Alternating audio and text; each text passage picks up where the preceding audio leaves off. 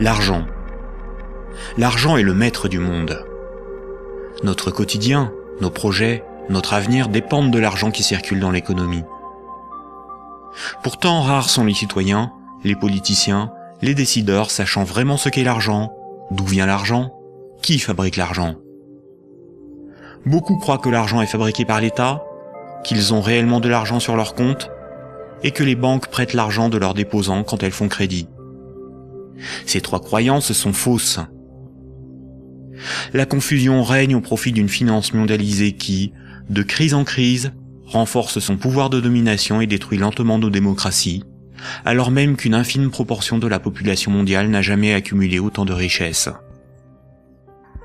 En partant de ce que tout le monde connaît, pas à pas, en employant les termes techniques, en illustrant chaque principe par des exemples simples, ce document vous donne les bases indispensables à la compréhension du système bancaire et monétaire, et met en perspective les crises financières et économiques qui ne cessent de s'aggraver depuis 2008. La monnaie est au cœur de nos économies. Elle en est le fluide qui permet les échanges des biens et des services. Les biens, ce sont les objets physiques qui ont un prix, comme de la nourriture, des outils, de l'immobilier, des objets de la vie courante, des véhicules, de l'électronique. Un service, c'est du temps que l'on consacre à réaliser quelque chose contre une rémunération. Les architectes, les médecins, les garagistes, les peintres, les avocats, les comptables vendent de leur temps, sous la forme de services. Les biens et les services sont achetés avec de la monnaie. Savoir qui crée la monnaie est donc indispensable pour comprendre comment le monde fonctionne. La monnaie prend plusieurs formes, qu'il faut bien distinguer. Sans la connaissance des diverses formes de monnaie et les mécanismes qu'elles impliquent, il est impossible de comprendre le système monétaire et bancaire, et plus globalement l'économie. Il y a la monnaie sous la forme de billets et de pièces de monnaie. On l'appelle la monnaie centrale corporelle. C'est celle que vous pouvez retirer au guichet ou au distributeur automatique de billets de votre banque. On peut la toucher, on peut partir avec, on peut physiquement la détruire. On l'appelle aussi monnaie manuelle, liquide ou espèce. Elle est fabriquée par la Banque centrale. En dehors de la Banque centrale, personne n'a le droit de fabriquer des billets et des pièces de monnaie. La Banque centrale est une institution missionnée par l'État, ou les États d'une zone monétaire, pour fabriquer les billets et les pièces de monnaie. Elle a aussi pour mission de favoriser le bon fonctionnement de l'économie. Son but n'est pas de faire des profits, mais d'appliquer la politique monétaire. En France, comme pour l'ensemble des pays de la zone euro, la Banque centrale est la BCE, ou Banque centrale européenne. La BCE gère une monnaie nommée euro. Et puis il y a un autre type de monnaie, beaucoup moins connu. C'est la monnaie qui est sur votre compte en banque, appelée monnaie scripturale. Cette monnaie n'existe que sous la forme de chiffres dans les systèmes informatiques de comptabilité des banques commerciales privées. On l'appelle aussi monnaie secondaire. Les banques commerciales privées, appelées aussi banques de second rang ou banques secondaires, sont les banques des particuliers et des entreprises, comme la BNP, le Crédit Agricole ou la Société Générale. Ce sont des entreprises privées dont le but est le profit. Les banques commerciales privées sont les distributeurs des billets et pièces de monnaie. Ce sont des intermédiaires, des commerçants, qui font le commerce de la monnaie centrale. Elles ont développé un substitut à cette monnaie, qui est la monnaie secondaire ou monnaie scripturale privée. Elles réalisent la gestion des moyens de paiement tels que les chèques, les cartes bancaires, les virements et les prélèvements. Pour comprendre l'origine des différentes formes de monnaie, il faut comprendre pourquoi la monnaie a été créée et parcourir son histoire de l'Antiquité à nos jours.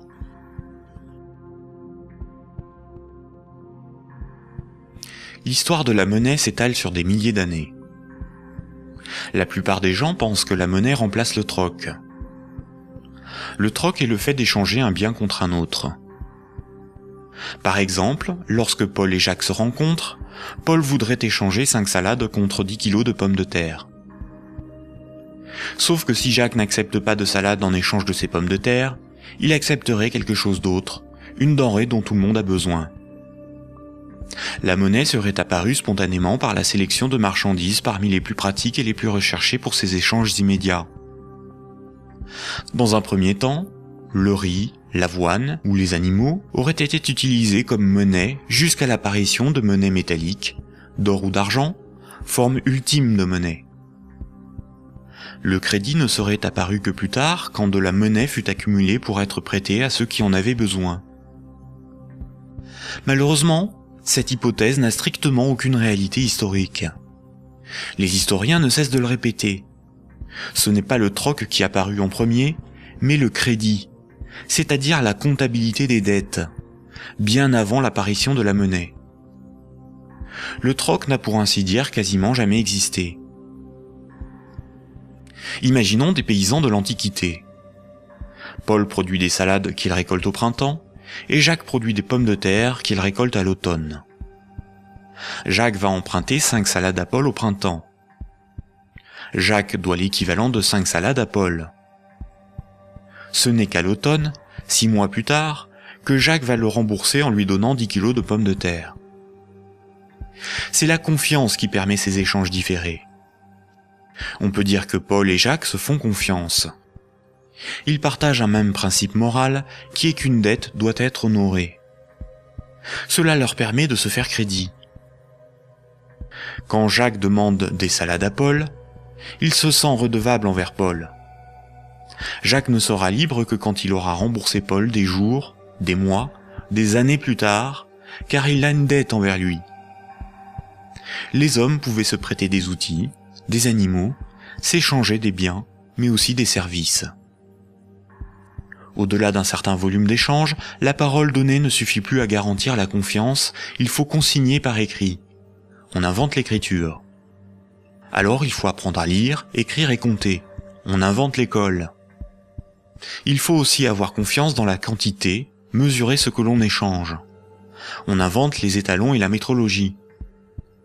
Enfin, il faut aussi avoir un arbitre en cas de litige. On invente les tribunaux. Les communautés prenaient une unité de compte virtuelle, ou un étalon, pour donner un prix aux biens et aux services qu'ils s'échangeaient. Si 5 salades valaient 10 unités de compte, alors quand Paul donnait 5 salades à Jacques, il lui devait 10 unités de compte. On a retrouvé nombre d'objets servant de registre de dettes. Des bâtons, des boules d'argile, des papyrus, des bouts de tissu, des figurines. Parmi les plus anciens registres figurent des centaines de milliers de tablettes d'argile de l'époque sumérienne, où étaient tenus des comptes et consignés des dettes. Ces tablettes étaient gérées par des temples proches des marchés. Personne ne pouvait empêcher les hommes de se faire crédit. Les unités de compte nécessaires à donner un prix à ce qui s'échangeait n'étaient qu'indicatives. Il n'est pas nécessaire de se procurer ou d'acheter des centimètres à chaque fois que l'on mesure ce que l'on prête à autrui. Durant plusieurs milliers d'années, il n'y avait pas de monnaie, juste la comptabilité des dettes des uns et des autres, et des communautés entre elles. Ce n'est que beaucoup plus tard, environ 700 ans avant Jésus-Christ, que des souverains ou des castes régnantes ont imposé l'usage de monnaie comme moyen d'échange, sous la forme d'un objet dont ils s'attribuaient l'exclusivité de la production. Ils émettaient la monnaie, généralement des pièces d'or, d'argent ou de cuivre, payaient leurs soldats avec, et menaient des guerres pour conquérir de nouveaux territoires. Pour se procurer nourriture et équipement, les soldats imposaient par la force aux paysans et aux marchands cette monnaie comme paiement. Le pouvoir récupérait ensuite de cette monnaie lors de la perception des impôts. Comme tout le monde devait disposer de monnaie pour payer les impôts, elle devenait rapidement la monnaie officielle. Elle était acceptée comme paiement et elle se diffusait dans la communauté. Le pouvoir pouvait donc acheter nourriture, marchandises et richesses grâce à la monnaie qu'il produisait lui-même. Tant que l'on avait une dette, on n'était pas libre. On risquait de devenir l'esclave de son créancier ou d'être emprisonné si on ne s'acquittait pas de l'impôt. C'est la servitude pour dette. Et c'est pour ça qu'une monnaie employable pour payer une dette ou un impôt a un pouvoir libératoire. La monnaie a donc été créée par des castes régnantes, des souverains, pour extorquer une partie de la production des populations, vivre et s'enrichir sans travailler. C'est par ce principe que des empires se sont bâtis. Historiquement, le troc n'était pratiqué que durant les périodes de chaos et de conflits, lorsque la monnaie venait à manquer. Au Moyen Âge, avec le développement du commerce, les métaux précieux comme l'or ou l'argent étaient devenus une monnaie internationale. Il était risqué de posséder et transporter ces métaux précieux. On risquait de se les faire dérober. À partir du XVIIe siècle, les marchands de Londres et de Stockholm commencèrent à confier la garde de leurs métaux précieux aux orfèvres, les négociants en métaux précieux. En échange, les orfèvres leur donnaient un reçu, un certificat de dépôt nominatif qui permettait à son détenteur de récupérer à tout moment son métal précieux. Lors des retraits, les orfèvres demandaient une petite somme pour le service de stockage rendu. Les boutiques des orfèvres devinrent des coffres fort bien gardés. Puis ces certificats sont devenus non nominatifs. Il était simplement inscrit dessus le poids de métal précieux qu'ils représentaient. Les marchands se mirent à se payer non pas en métal précieux, mais avec ces certificats. La monnaie papier était née. Les orfèvres constataient que les marchands laissaient leurs métaux précieux dans leurs coffres. Ils eurent donc l'idée de prêter ces métaux précieux à d'autres marchands pour développer leur commerce. Mais plutôt que de prêter les métaux précieux entreposés dans leurs coffres, les orfèvres émettaient des certificats papier. Quand les marchands remboursaient leurs dettes, ils rendaient les certificats et versaient un intérêt. Les orfèvres se mirent à imprimer bien plus de certificats que de métaux précieux disponibles dans leurs coffres. Cette pratique leur permit de s'enrichir en multipliant les intérêts perçus. Quand les certificats étaient rendus aux orfèvres, ils étaient détruits. Comme le papier monnaie échangeable contre des métaux précieux était accepté par les marchands comme paiement, les orfèvres pouvaient en imprimer pour leurs propres dépenses et achats. Tant que les emprunteurs et déposants ne venaient pas tous au même moment demander l'échange de leurs certificats contre l'équivalent en métal précieux, leur petit tour de magie pour s'enrichir restait secret. Aujourd'hui, les métaux précieux sont remplacés par la monnaie centrale. Avec l'avènement de la République et de la démocratie, c'est l'appareil législatif qui rédige la loi au nom du peuple, et l'État, la nation, fait fabriquer sa propre monnaie par la Banque centrale. La loi dit que tout citoyen est obligé d'accepter non pas des métaux précieux, mais de la monnaie de l'État comme règlement d'une dette. C'est ce qui donne son cours légal à la monnaie de l'État. Cette monnaie est dite fiduciaire, du latin fiducia, qui veut dire confiance. Sa valeur est liée à l'assurance qu'on peut échanger des biens et services avec cette monnaie. Rappelez-vous, quand un marchand déposait des métaux précieux chez l'orfèvre, il lui donnait l'équivalent en certificat de dépôt.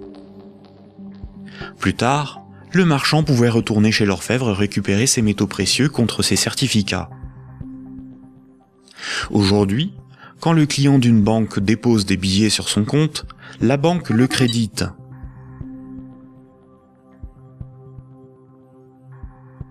Il lui est possible de les retirer de son compte plus tard.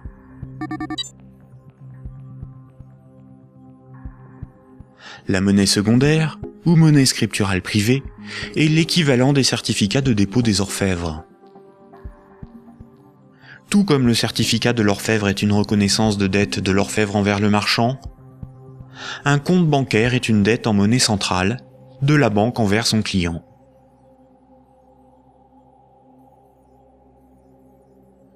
Du temps des orfèvres, quand les marchands se payaient en métaux précieux, c'est comme lorsqu'aujourd'hui, on paie les commerçants avec de la monnaie centrale, des billets de banque. Ensuite, quand les marchands se payaient avec des certificats de dépôt de l'orfèvre, c'est comme lorsqu'aujourd'hui, on paie un commerçant par un transfert de monnaie scripturale de notre compte bancaire à celui du commerçant.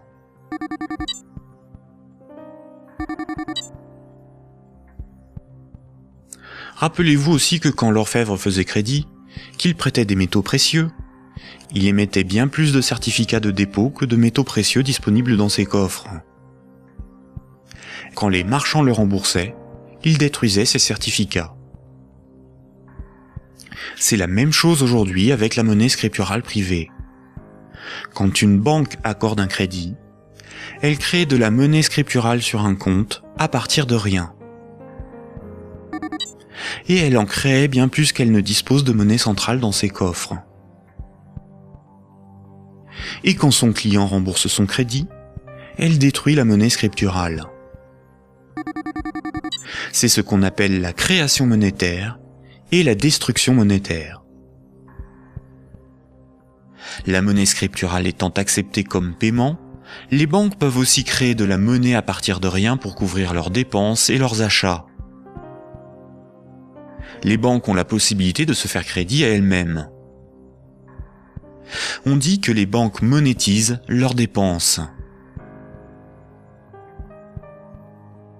La monnaie centrale donne l'illusion au peuple que c'est l'État qui émet la monnaie, alors qu'en réalité, ce sont les banques commerciales privées qui ont ce privilège.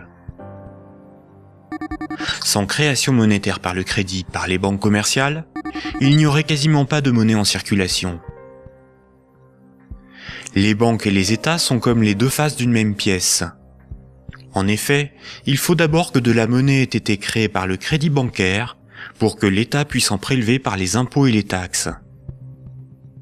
Et les banques ont besoin des États pour établir une législation protégeant ce privilège et faire appliquer cette législation par la justice et les forces de l'ordre. Nous allons détailler maintenant ces mécanismes bancaires et leurs nombreuses conséquences. Tout le monde a un compte en banque. C'est plus sûr et c'est plus simple que d'avoir chez soi une caisse remplie de billets de banque. Beaucoup de gens s'imaginent qu'un compte en banque est une boîte dans laquelle sont rangés des billets de banque. En réalité, la banque a une réserve unique de billets de banque et les comptes en banque n'ont aucune réalité physique. Ce sont juste des chiffres dans la comptabilité de la banque commerciale, ce sont des unités de compte.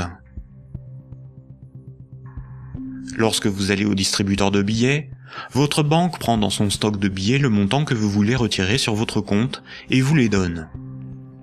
Elle retranche ce montant à votre compte. Ainsi, vous avez le sentiment de prendre des billets sur votre compte en banque, alors qu'en réalité, la banque convertit des chiffres en monnaie centrale corporelle, c'est-à-dire en billets de banque, la monnaie de l'État. À l'inverse, quand vous déposez des billets sur votre compte, la banque les prend et les met dans son stock de billets et augmente le chiffre de votre compte. Votre compte ne représente pas un petit tas de billets de banque, mais seulement un chiffre dans un ordinateur. Vous ne retirez que très rarement l'ensemble de ce qui est sur votre compte. Vous retirez juste ce qu'il vous faut pour faire vos petits achats dans les commerces. Tout le reste, vous le laissez sur votre compte. Et le commerçant qui reçoit vos billets comme paiement les dépose lui aussi sur son compte. De ce fait, tout le monde a plus d'unités de compte sous la forme d'un chiffre dans la comptabilité d'une banque privée que de billets de banque dans ses poches ou chez lui. La somme des unités de compte qui correspond au crédit de votre compte s'appelle un dépôt. Un compte en banque sur lequel il y a 1000 unités de compte, on appelle cela un dépôt de 1000 €. On a l'illusion qu'une banque a toujours dans son stock de billets de banque l'équivalent des dépôts qu'elle gère. En réalité, elle n'en a qu'une petite partie, et ceci lui est permis par le fait que ses clients ne viennent pas tous au même moment retirer en liquide ce qu'ils ont sur leur compte.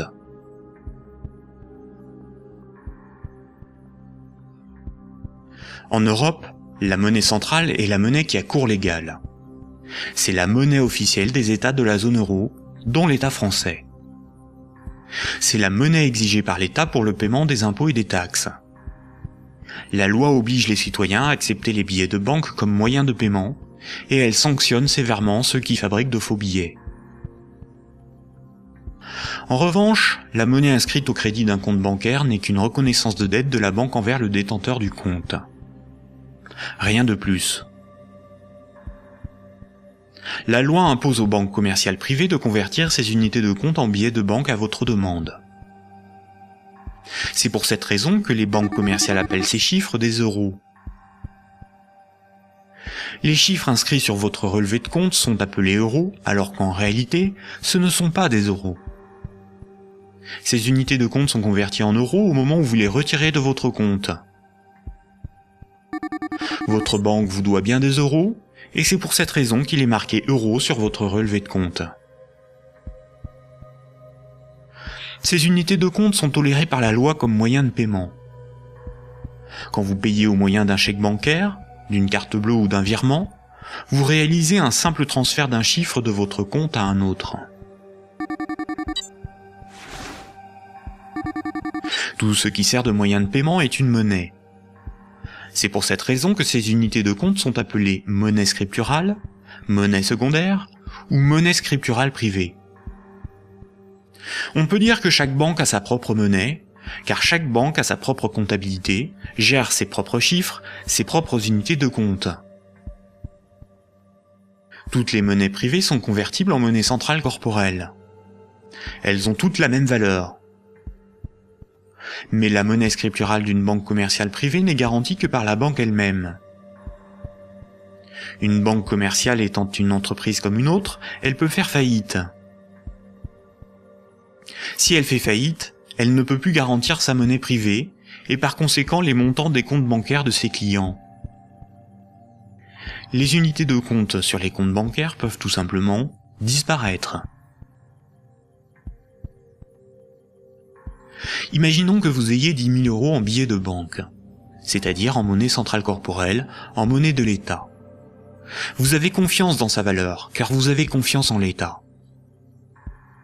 Vous prenez ces 10 000 euros et vous les déposez sur un compte au Crédit Agricole. En réalité, vous donnez cet argent à la banque qui les met dans son petit stock de billets et crédite votre compte. Le chiffre sur votre compte n'est qu'une reconnaissance de dette de 10 000 euros. Ce sont des unités de compte privées, car la banque est maintenant propriétaire des 10 000 euros que vous lui avez donnés, et qu'elle va probablement mettre dans un distributeur de billets pour que d'autres clients puissent retirer du liquide. La loi dit simplement qu'à votre demande, à tout moment, la banque est tenue de convertir les 10 000 unités de compte en billets de banque. Et ce que vous ne savez pas, c'est que la banque n'a qu'une petite partie des montants des comptes de ses clients sous la forme de billets de banque. Gardez à l'esprit que moins de 7% de la totalité de la monnaie en circulation est sous la forme de billets et de pièces de monnaie qui ont cours légal. Ce que vous avez sur votre compte, ce n'est qu'une promesse de remboursement en euros, et non de véritables euros.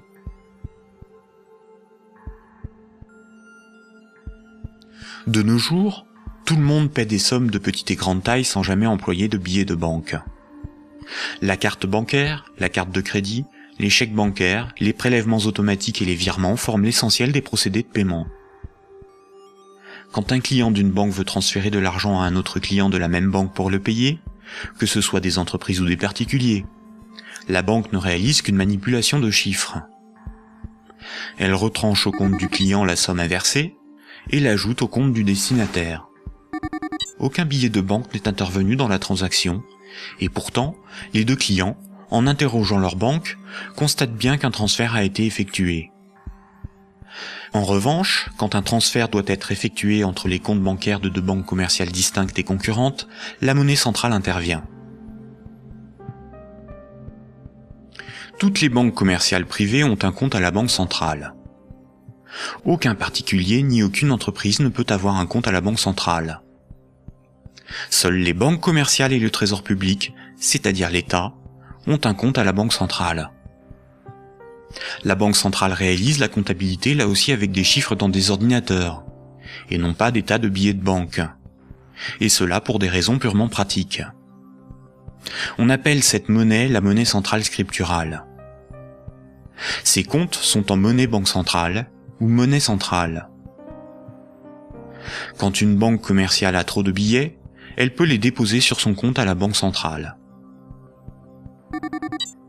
Quand elle en a besoin pour alimenter ses distributeurs automatiques, elle demande à la banque centrale de lui convertir des euros scripturales en billets de banque. Généralement, on ne fait pas la distinction entre monnaie centrale scripturale et monnaie centrale corporelle, c'est-à-dire les billets de banque. On appelle la somme de la monnaie centrale, scripturale et corporelle, la base monétaire. Entre elles, les banques commerciales se paient en monnaie centrale. Les banques n'acceptent pour paiement des autres banques que de la monnaie centrale. Quand un client veut transférer de la monnaie scripturale de son compte vers celui d'un client d'une autre banque, la monnaie scripturale est convertie en monnaie centrale, puis transférée à l'autre banque, qui va encaisser cette monnaie centrale et créditer le compte du destinataire. Ainsi, les banques se paient entre elles en monnaie centrale, car la monnaie scripturale privée d'une banque n'a pas de valeur pour les autres banques. La comptabilité du Crédit Agricole n'a rien à voir avec la comptabilité de la Société Générale. Ce sont deux entreprises distinctes et concurrentes. Ce qui existe entre les banques et pour les banques, c'est uniquement la monnaie banque centrale. C'est celle qui a cours légal, c'est la monnaie de l'État. Quand un client d'une banque a 1000 euros sur son compte, la banque n'est pas riche de 1000 euros. Elle doit simplement 1000 euros en monnaie centrale à ce client. C'est un chiffre dans sa comptabilité. Ce qui fait la richesse de la banque, c'est ce qu'elle possède, comme des immeubles, des bureaux, des actions, des titres financiers, et la monnaie centrale qu'elle a sous la forme de billets de banque ou de monnaie centrale sur son compte à la banque centrale. En revanche, à tout moment, la banque peut devoir s'appauvrir de 1000 euros si ce client les transfère sur un compte d'une autre banque, car cette autre banque veut être payée en monnaie centrale.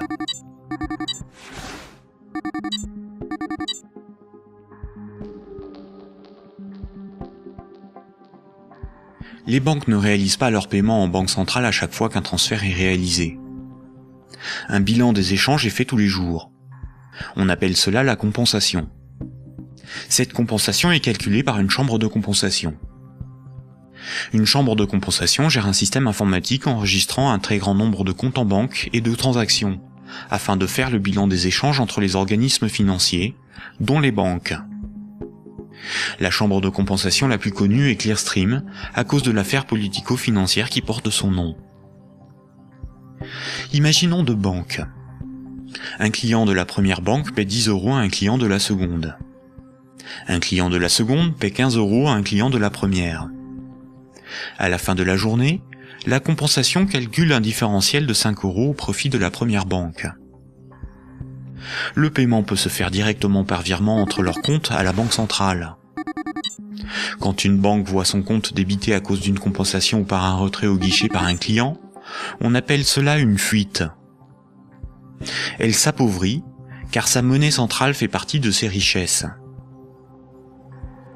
Imaginons une banque qui a 4 déposants qui ont chacun 25 000 unités de compte. On peut dire que la banque doit 100 000 euros à ses clients. Imaginons que cette banque a 10 000 euros sur son compte à la banque centrale. La banque est incapable de couvrir la fuite du montant total des comptes de ses clients. Elle est potentiellement en faillite, car 90 000 unités de compte de ses clients ne sont pas couverts par de la monnaie centrale. Seuls 10 000 euros en billets peuvent être versés à l'ensemble de ses clients. C'est le principe de la couverture partielle des dépôts, appelé système à réserve fractionnaire. Si la totalité de ses clients viennent tous au même moment pour retirer leur argent, la banque fait immédiatement faillite. Quand tous les clients d'une banque viennent retirer tout leur argent, c'est ce que l'on appelle un bank run. Face à cette situation, les autorités ont mis en place un fonds en monnaie centrale en cas de faillite bancaire, le fonds de garantie des dépôts bancaires. En France, ce fonds se porte officiellement garant de 100 000 euros maximum par compte bancaire. Malheureusement, La plupart des grandes banques gèrent des dépôts bien supérieurs à ce qu'il y a dans ce fonds. Le fonds est d'environ 2 milliards d'euros, alors que les banques françaises gèrent près de 1000 fois plus de dépôts en monnaie scripturale.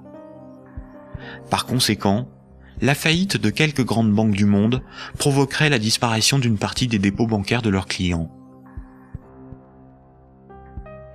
Le Trésor public, c'est la caisse de l'État. Le Trésor public a un compte à la Banque centrale. Le Trésor public encaisse toutes les taxes et impôts qui forment les recettes de l'État. Le Trésor public paie toutes les dépenses de l'État. Il paie les fonctionnaires, les investissements de l'État, ses infrastructures, ses frais de fonctionnement, ses fournisseurs.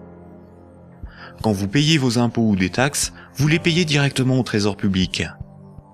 Si un client d'une banque veut payer 1000 € au Trésor public, la banque convertit la monnaie scripturale privée en monnaie banque centrale et transfère cette monnaie centrale sur le compte du Trésor public. Le Trésor public n'accepte pour paiement que la monnaie centrale.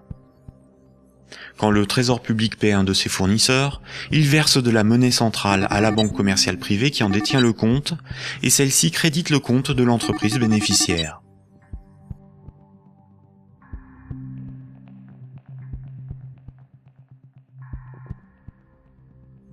Récapitulons. Le système monétaire est basé sur 2 espaces monétaires distincts et isolés.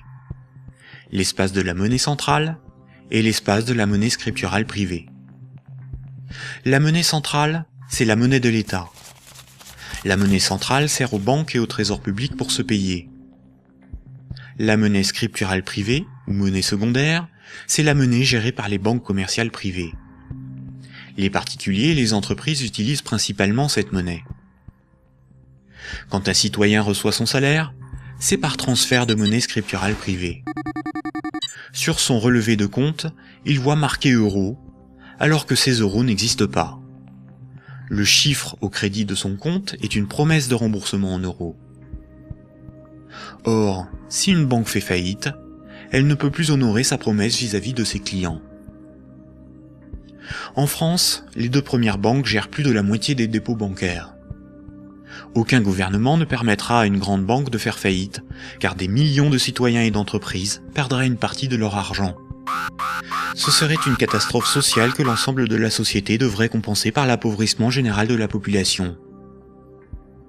Toute entreprise peut faire faillite si elle est mal gérée, même les plus importantes. Mais cette règle ne s'applique pas aux grandes banques. Les gouvernements les sauvent en taxant l'ensemble des citoyens si nécessaire. Voici ce qu'en pense Frédéric Lordon, économiste, directeur de recherche au CNRS et chercheur au Centre de sociologie européenne. Frédéric Lordon, vous êtes plus radical ? J'en ai peur. C'est-à-dire, il me semble que derrière toutes les argumentations techniques du monde, il y a une question préjudicielle qui est une question de principe. Alors je voudrais repartir des sauvetages de 2008-2009, parce qu'il me semble que celui qui se profile va avoir à peu près les mêmes propriétés. À propos de ces sauvetages bancaires, on peut dire non contradictoirement 2 choses. La première, c'est qu'ils étaient une nécessité impérieuse, et je dirais même vitale. Et la deuxième, c'est que cependant, ils ont été des scandales sans nom. Des scandales sans nom. Alors pourquoi ça a été un scandale? Les gens le savent, alors ils sont un peu plus qu'échauffés, hein, je vous assure. On a sauvé les banques, on a sauvé la finance sans la moindre contrepartie, pas le plus petit commencement de réglementation de l'activité financière ou de transformation des structures bancaires. Donc, si vous me passez l'expression, le corps social en a gros. Mais pour autant, il était une nécessité impérieuse de les sauver, pour une raison extrêmement simple, c'est que il faut que les gens essayent de se figurer l'ampleur des dévastations économiques et sociales qui suivent de la matérialisation d'un risque systémique. C'est dans le cadre de cette hypothèse que je me situe. On pourra peut-être y revenir tout à l'heure. C'est-à-dire l'effondrement total de toutes les banques. Les transactions les plus élémentaires deviennent impossibles. Je veux dire, aller acheter son pain à la boulangerie, ça marche plus. Tout simplement parce que retirer de l'argent au distributeur à billets, ça marche pas. Faire un chèque, ça marche pas. Une carte bleue, ça marche pas. Vous avez les piécettes dans la poche, ça vous mène pas loin. Vous tenez 4-5 jours en forçant plutôt sur les patates. Et après, c'est retour au jardin potager pour ceux qui en ont un, et pour les autres, c'est retour vers l'état de nature économique. Ce que vous décrivez là, ça semble une catastrophe. Oui, c'est la catastrophe ultime si les banques ne sont pas sauvées et qu'elles tombent toutes ensemble. Ça pourrait se produire d'après vous, ça? Alors pour moi, Grèce, oui. si vous voulez, c'est un événement qui est de l'ordre de l'impensable. C'est-à-dire, c'est un chaos social d'une telle ampleur qu'il me semble inconcevable que les États se désintéressent de la chose. Par conséquent, ils sont forcés de venir au secours de la finance, qu'ils le veuillent ou non. Et c'est exactement là que se noue le drame, si vous voulez. C'est dans cette articulation entre la nécessité impérieuse d'une part et le scandale de l'autre. Le corps social est forcé, par pouvoir public interposé, de venir au secours des banques, car si les banques calanchent, c'est le corps social qui calanche dans la semaine qui suit. Et forcément, les intérêts matériels de la population sont si intimement liés à la structure bancaire qu'il est impossible de la laisser crever. Et vous voyez donc là où est le problème, c'est que de par leur position très particulière dans la structure sociale du capitalisme, les banques sont les dépositaires de fait de deux biens publics vitaux pour une société marchande. Vitaux. Le premier, c'est les encaisses monétaires de la population, les dépôts, les épargnes. Je veux dire, si toutes les banques tombent, ceci s'évapore dans l'instant. Et c'est pas la peine de se gargariser avec le fonds de garantie des dépôts. Hein. Ça va si une banque ou deux tombe. Si la totalité s'écroule, le fonds saute comme un bouchon de champagne. Et le deuxième bien public vital, c'est l'intégrité du système des paiements. Et c'est parce que les banques ont capté ces biens publics qu'elles peuvent contraindre l'État, les corps sociaux à leur venir en aide. C'est quoi l'intégrité du système des paiements? C'est le fait que les banques sont les teneurs de compte, qu'elles les mouvementent, qu'elles les débitent, qu'elles les créditent, donc elles sont les opératrices. Absolument. C'est pas qu'elles les garantissent, c'est qu'elles opèrent très concrètement et très basiquement les transactions élémentaires. La gestion des moyens de paiement. Et exactement. Bon, alors, si vous voulez, là, il y a une situation de fait que les économistes appellent dans leur langage pluriel et amoral, mais dont le vrai nom est prise d'otage. Et celle-là, elle est colossale. Si vous voulez, chaque fois qu'il y a un mouvement social dans les transports ou le ramassage des ordures, on vous bassine avec la prise d'otage des syndicats. Mais ça, c'est une prise d'otage, mais cosmique. C'est énorme. Personne n'en parle jamais. Donc, la question de principe est la suivante. Derrière la question du sauvetage des banques et derrière la question des banques tout court, le corps social doit se poser la question de savoir s'il continue de tolérer que ces biens publics vitaux soient ainsi remis à des intérêts privés, et spécialement à des intérêts privés aussi mal éclairés que ceux de la finance, quand elle est mouillée jusqu'aux sourcils dans les marchés de capitaux. Bon, je trouve que poser la question, c'est y répondre. Et si on ne répond pas non, cette obligation de venir à la rescousse des banques se reposera éternellement. D'où ma conclusion. Il faut envisager la déprivatisation intégrale du secteur bancaire. La nationalisation. Alors, la nationalisation...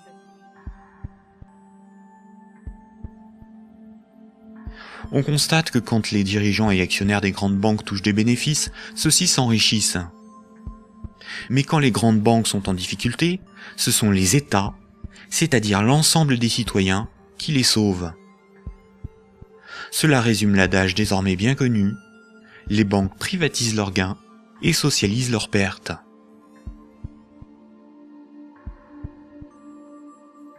Pour bien comprendre le mécanisme de création monétaire, nous devons savoir ce qu'est un actif.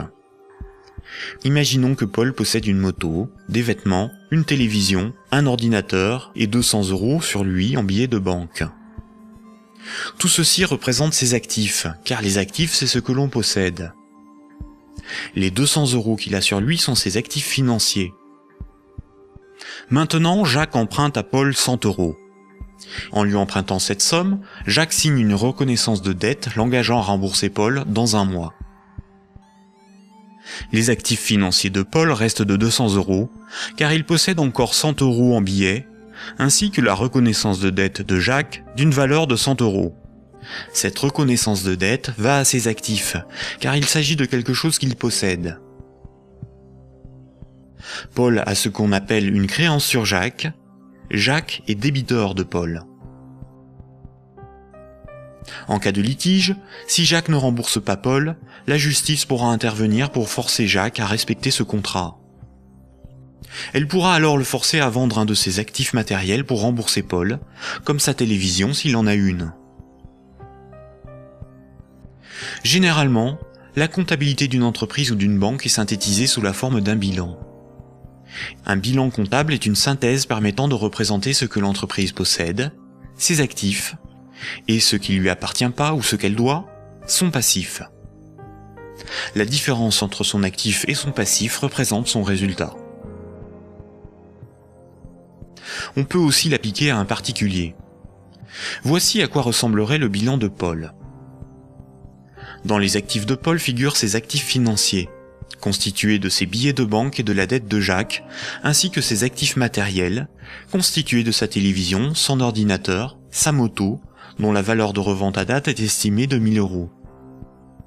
Pour notre démonstration, nous ne garderons que les actifs financiers. Son bilan financier est positif de 200 €. Le bilan de Jacques, qui n'avait aucun actif, est celui-ci. Jacques possède 100 € en billets, mais doit aussi 100 € à Paul. Le passif, c'est ce qu'on doit. Son bilan est donc nul, car son passif annule son actif. Donc un actif est quelque chose qui a une valeur financière que l'on peut inscrire dans un bilan. S'il est à l'actif du bilan, c'est quelque chose que l'on possède. S'il est au passif du bilan, c'est quelque chose qui ne nous appartient pas et que l'on doit à quelqu'un d'autre.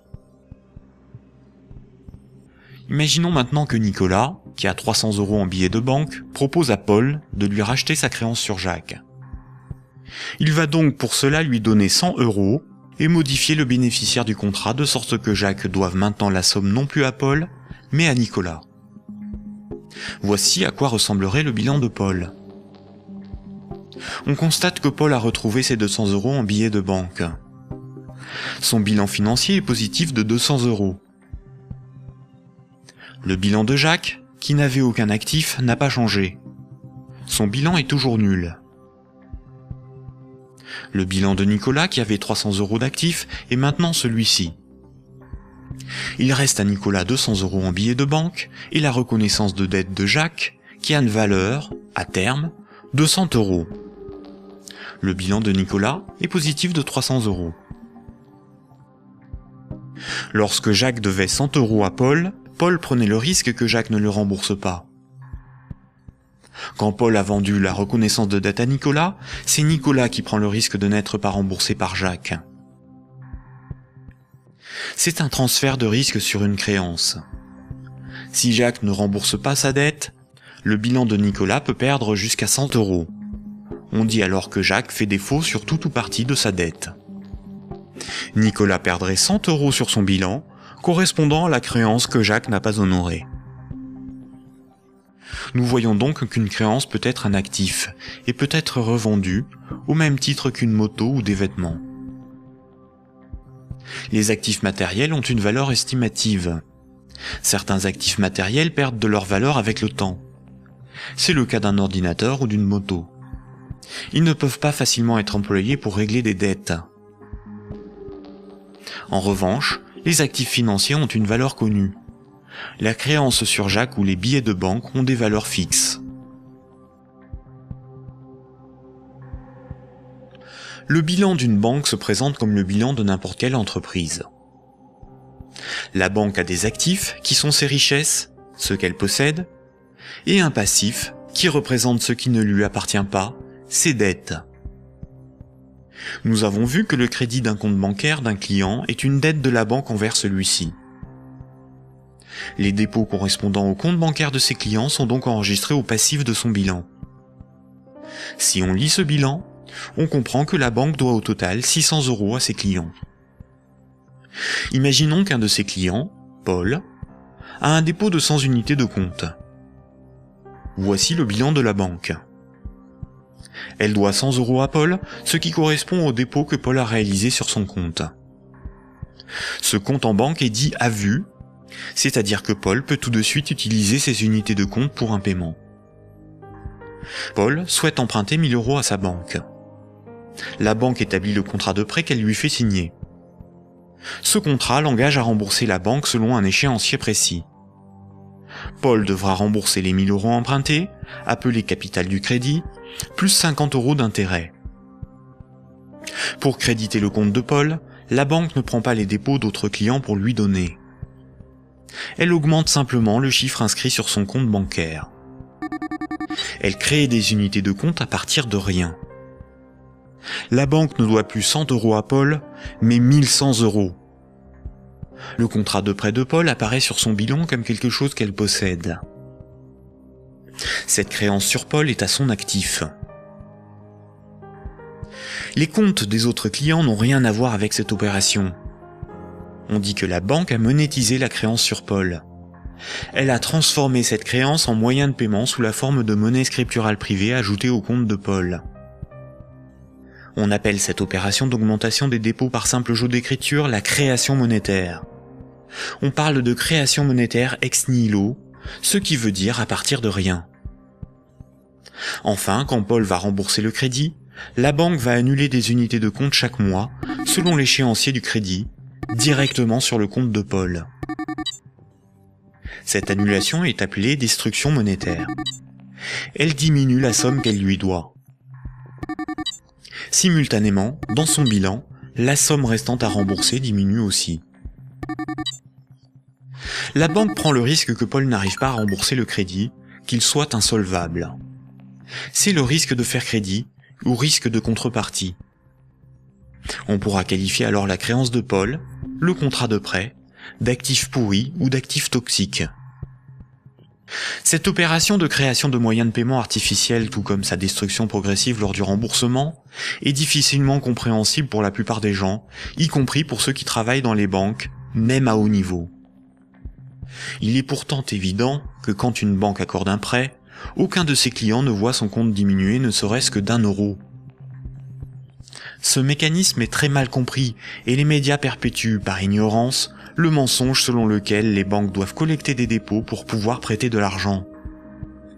Pourtant, ce mécanisme est parfaitement décrit dans les manuels d'économie. Vous pouvez par exemple télécharger un petit fascicule intitulé « La monnaie et nous », édité par la Banque de France en 2009, expliquant la création monétaire par les banques commerciales privées.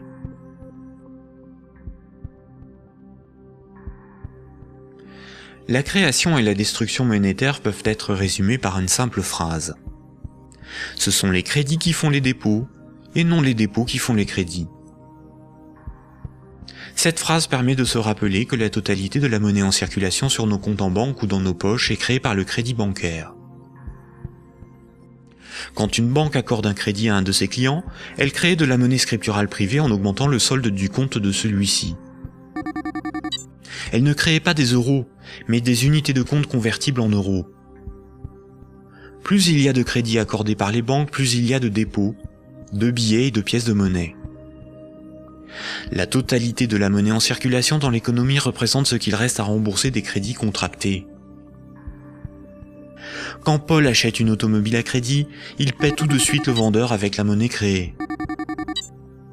2 jours plus tard, le vendeur achète une télévision, des livres et un ordinateur.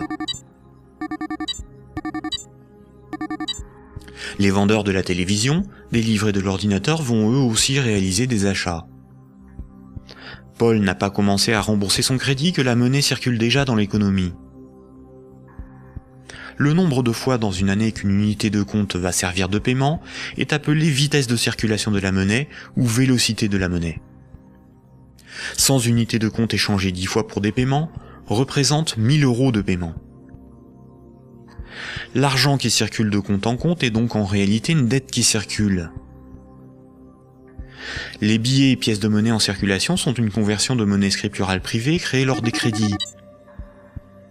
Chaque unité de monnaie scripturale sur nos comptes bancaires et chaque billet ou pièce de monnaie dans nos poches a été créé lorsqu'un particulier, une entreprise ou un État a emprunté de l'argent à une banque. Une banque peut aussi créer des unités de compte pour ses propres dépenses. Pour cela, une banque ouvre un compte pour chacun de ses salariés ou fournisseurs. Ensuite, elle crée des unités de compte à partir de rien sur ses comptes. C'est comme cela que les banques assument leurs charges ou réalisent des investissements. On dit que la banque monétise ses frais de fonctionnement ou ses achats. Quand elle paie un employé ou un fournisseur par création monétaire, la banque ne fait rien de plus que de se créer une nouvelle dette envers celui-ci. À l'inverse, quand une banque prélève une somme sur votre compte en banque, elle n'opère aucun transfert. Quand elle prélève des frais bancaires ou simplement les mensualités de remboursement d'un crédit bancaire, elle détruit de la monnaie.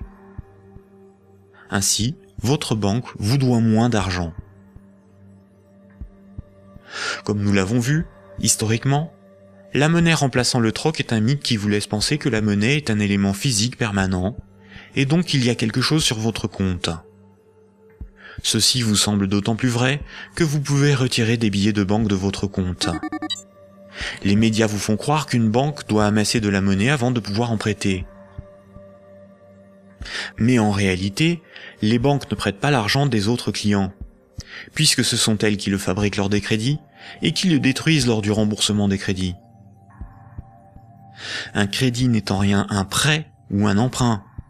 Il s'agit en réalité d'une création monétaire temporaire ou d'une location de moyens de paiement. Récapitulons. La monnaie scripturale privée est créée par les crédits, à partir de rien. Cette monnaie est détruite lors du remboursement des crédits.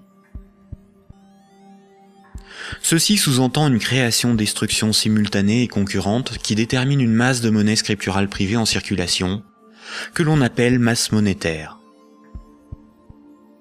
C'est similaire à la population d'un pays qui varie en fonction des décès et des naissances.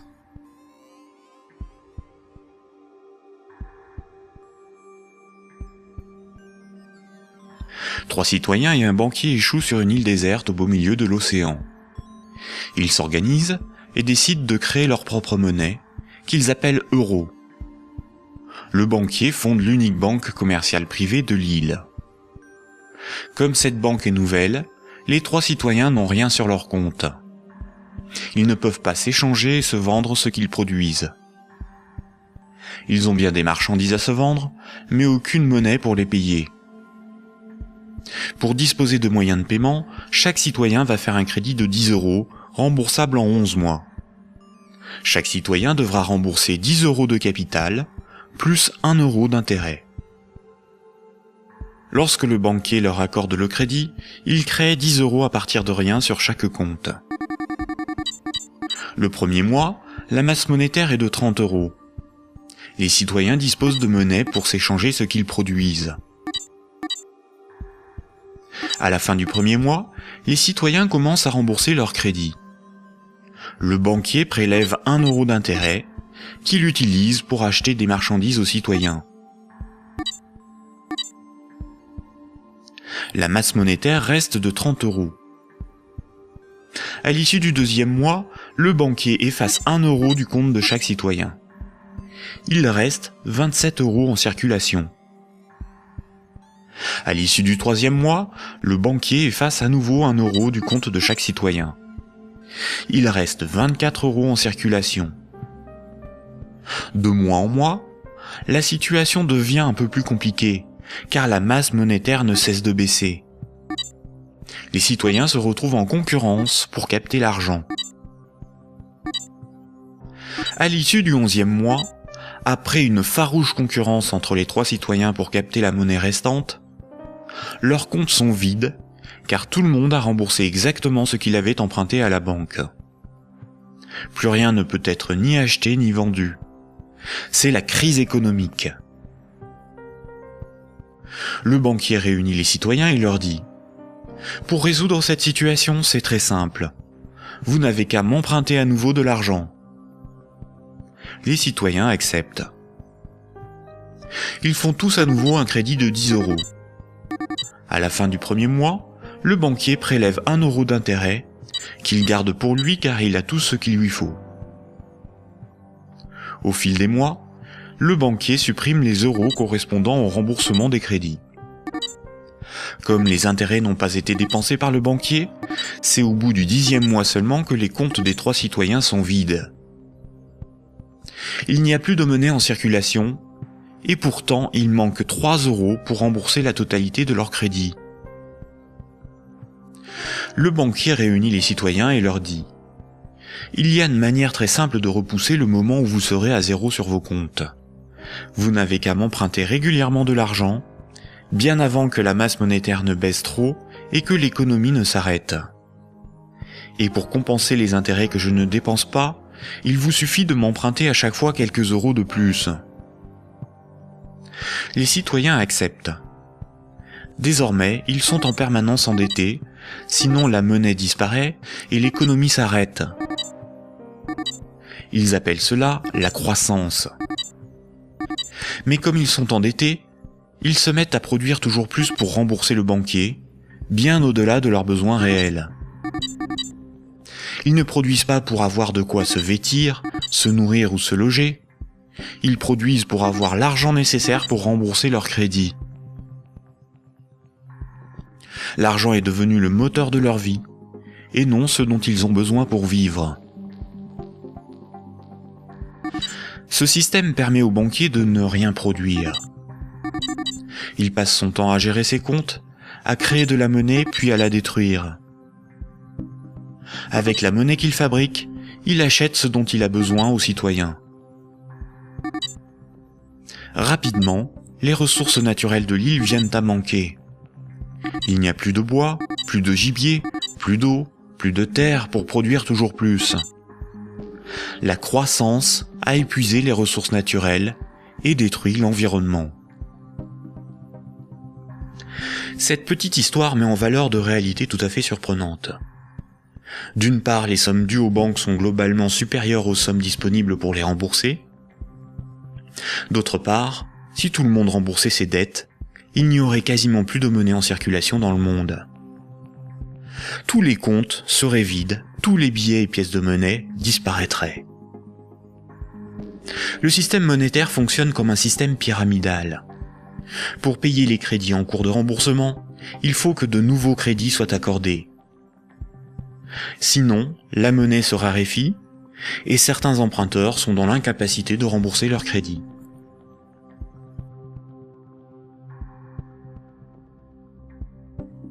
Pour les citoyens et les entreprises, la monnaie s'achète comme toute autre marchandise. Les banques louent la monnaie qu'elles fabriquent, et le prix de cette location est de la monnaie supplémentaire qu'elles sont les seules à fabriquer. Observons l'évolution de la masse monétaire dans la zone euro. Ce qui apparaît tout de suite, c'est son évolution exponentielle. La masse monétaire est composée de ce qu'on appelle des agrégats monétaires, nommés M1, M2 et M3. En orange, c'est la monnaie circulante. C'est la monnaie qui est sur les comptes à vue, utilisée pour des paiements, ainsi que la monnaie sous la forme de billets et de pièces de monnaie. Les comptes à vue servent à l'économie réelle. C'est là que sont versés les salaires, réalisés les paiements avec les cartes bancaires, les chèques, les virements, pour les échanges de biens et de services. C'est la monnaie qui sert l'économie réelle. En vert, ce sont les dépôts dits à terme, ou comptes à terme. Ce sont des comptes d'épargne rémunérés, des comptes à préavis, des livrets comme le livret A, certains placements financiers, où une partie de la monnaie scripturale est bloquée par les particuliers pour un certain temps. C'est de l'argent qui fait un peu d'argent. En violet, ce sont les placements à long terme, plutôt destinés aux entreprises. Les comptes à terme et les placements bloquent la monnaie. Cette monnaie n'est plus disponible pour réaliser des paiements, elle ne sert plus l'économie réelle. La masse de la monnaie qui circule, en orange, diminue quand les crédits sont remboursés par destruction monétaire. Elle diminue aussi quand de la monnaie est épargnée et passe d'un compte à vue à un compte à terme rémunéré, ou qu'elle est bloquée dans des placements à long terme. Par ailleurs, les banques ou des organismes spécialisés comme Sofinco ou Cetelem proposent de prêter de la monnaie scripturale privée existante contre intérêt. Ce sont de véritables prêts de dépôt bancaire, sans création monétaire. Ils représentent environ 40% des prêts de monnaie. L'industrie financière permet ainsi à de riches épargnants de ne plus travailler du tout. Ces épargnants peuvent ponctionner sur la masse monétaire circulante de la monnaie que les moins riches et les entreprises produisent par le crédit. Leur capital augmente progressivement en capturant de la monnaie créée par le crédit. La baisse de la masse monétaire circulante oblige les particuliers et les entreprises à emprunter perpétuellement pour la compenser. Quand un client d'une banque obtient un crédit, la nouvelle monnaie se retrouve sur un compte à vue. Elle est dépensée pour des achats et va voyager de compte en compte au fil des paiements, jusqu'au moment où elle servira au remboursement d'un crédit et sera détruite. Si la destruction monétaire est plus importante que la création monétaire, il s'ensuit une contraction de la masse monétaire. L'économie est en danger. La consommation baisse, cela provoque des faillites, certains doivent vendre de leurs richesses pour se procurer de l'argent, et il devient plus difficile de rembourser les crédits. Et si les emprunteurs n'arrivent plus à rembourser leurs crédits, ce sont les banques qui se retrouvent en difficulté. Les économistes et les politiciens sont condamnés à appeler de leur vœu la relance de la consommation pour assurer une demande de crédit perpétuelle. Car sans crédit, la monnaie disparaît. Rappelez-vous, tous les jours, la compensation calcule ce que les banques commerciales privées se doivent. Les banques règlent leurs dettes en monnaie centrale. Quand une banque se procure de la monnaie centrale, on appelle cela le refinancement. Elles ont plusieurs possibilités. Elles peuvent demander à la banque centrale un crédit en monnaie centrale. Pour cela, elles déposent des titres financiers en garantie, par exemple des obligations d'État, et la banque centrale crédite leurs comptes. C'est à ce moment-là que la monnaie centrale est créée. Le taux d'intérêt qu'applique la banque centrale lors de ces crédits est appelé taux directeur. Cette monnaie centrale peut être convertie en billets de banque. Mais la plupart du temps, les banques commerciales privées se prêtent entre elles de la monnaie centrale ou se font crédit. Elles peuvent pour cela se faire confiance ou se donner là aussi des titres financiers comme garantie. C'est ce qu'on appelle le marché interbancaire. Comme toutes les banques se font crédit, se prêtent de la monnaie centrale ou des titres financiers, cela fait qu'elles sont toutes liées les unes aux autres. Si une grande banque fait faillite et qu'elle ne rembourse pas ce qu'elle avait emprunté aux autres banques, ce sont toutes les autres banques qui font faillite par effet domino. En 2008, les dérives du système financier ont provoqué une crise de liquidité dans le système bancaire. La crise de liquidité fait que les banques n'arrivent plus à régler leurs dettes, à se procurer de la monnaie centrale ou à se faire crédit. Les banques ont alors cessé d'accorder des crédits. L'évolution normale de la masse monétaire aurait dû être celle-ci.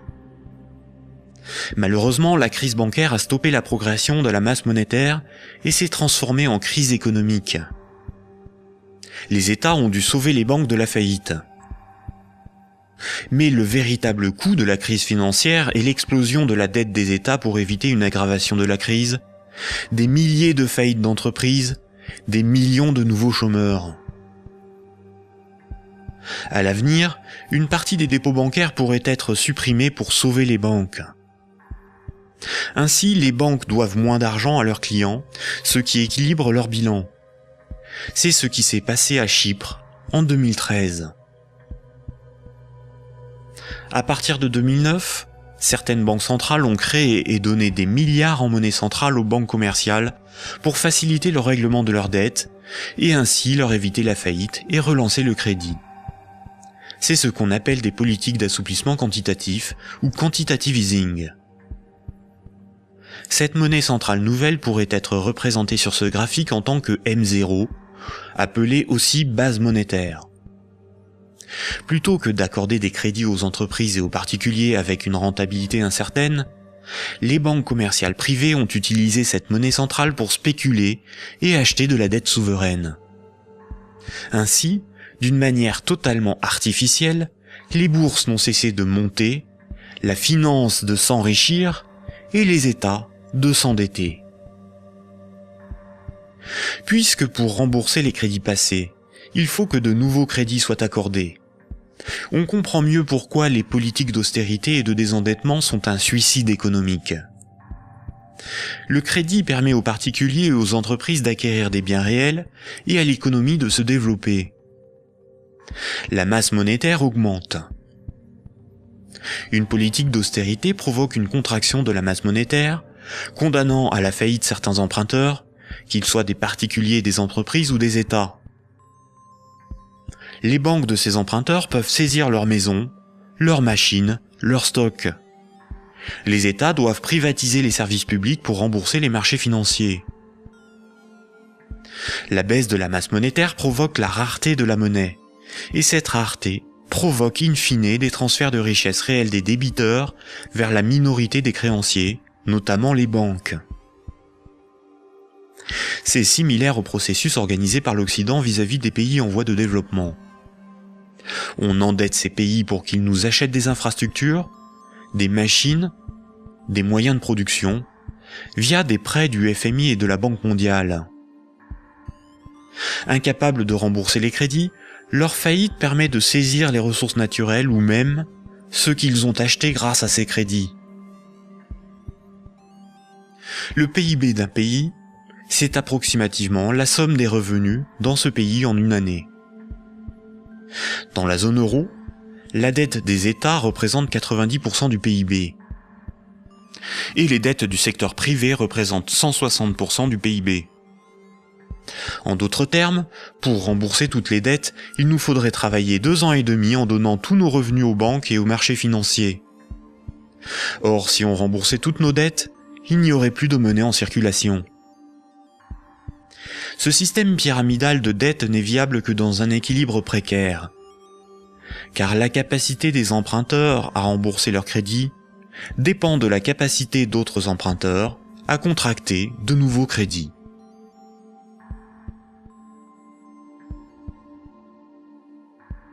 La fructification du capital, ou ce qu'on appelle l'usure, est le fait de toucher des intérêts sur de l'argent que l'on a et que l'on prête. Imaginons un pays où 10 citoyens ont tous 10 euros. Si l'un d'eux prête ces 10 euros avec 10% d'intérêt, il va lui être remboursé 11 euros. S'il le fait 10 fois, les autres citoyens de ce pays auront perdu chacun 1 euro. S'il le fait 90 fois, il possédera les 9/10 des richesses du pays, sans avoir travaillé. C'est son capital qui travaille, pas lui. C'est déjà une situation moralement difficile à justifier. Si l'usure permet aux riches de concentrer de la monnaie, les banques ont le privilège de la création de cette monnaie. Quand une banque veut acheter un immeuble, elle crée la monnaie nécessaire à l'acheter. Pour pouvoir créer de la monnaie, une banque doit simplement veiller à ce que ses actifs, ce qu'elle possède, lui permettent de payer les autres banques. Si les banques peuvent créer de la monnaie à partir de rien pour leurs achats, les entreprises, les particuliers et les États doivent d'abord en épargner, ou bien demander à une banque de lui en louer par un crédit. Voici ce que Maurice Allais, prix Nobel d'économie en 1988, disait de la création monétaire ex nihilo. Dans son essence, la création de monnaie ex nihilo actuelle par le système bancaire est identique, je n'hésite pas à le dire pour bien faire comprendre ce qui est réellement en cause, à la création de monnaie par les faux monnayeurs, si justement condamnée par la loi.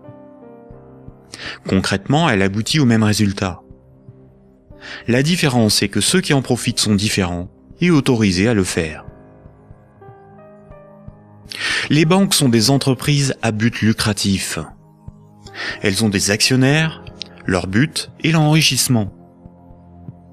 Par le privilège de la création monétaire, la spéculation et l'usure organisée à l'échelle industrielle, on constate une gigantesque concentration des richesses dans les mains d'un tout petit nombre de personnes. Quand on parle de richesse, il ne faut pas penser à de l'argent, mais à de l'immobilier, des infrastructures, des propriétés, des entreprises, bref, ce qui a réellement de la valeur. Des chercheurs suisses ont extrait d'une base de données de l'OCDE un groupe de 147 entreprises financières qui ont le contrôle des 20 000 plus grandes entreprises du monde. Et un plus petit groupe forme le noyau dur de ces maîtres du monde. Sans surprise, les banques, et plus globalement le monde de la haute finance, notamment anglo-saxonne, contrôlent directement ou indirectement la plupart des grandes entreprises du monde.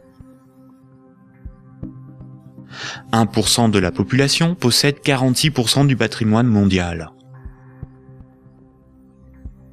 Ce mouvement de concentration des richesses s'est accentué dans les années 70. Le néolibéralisme consacre la loi du marché comme dogme économique.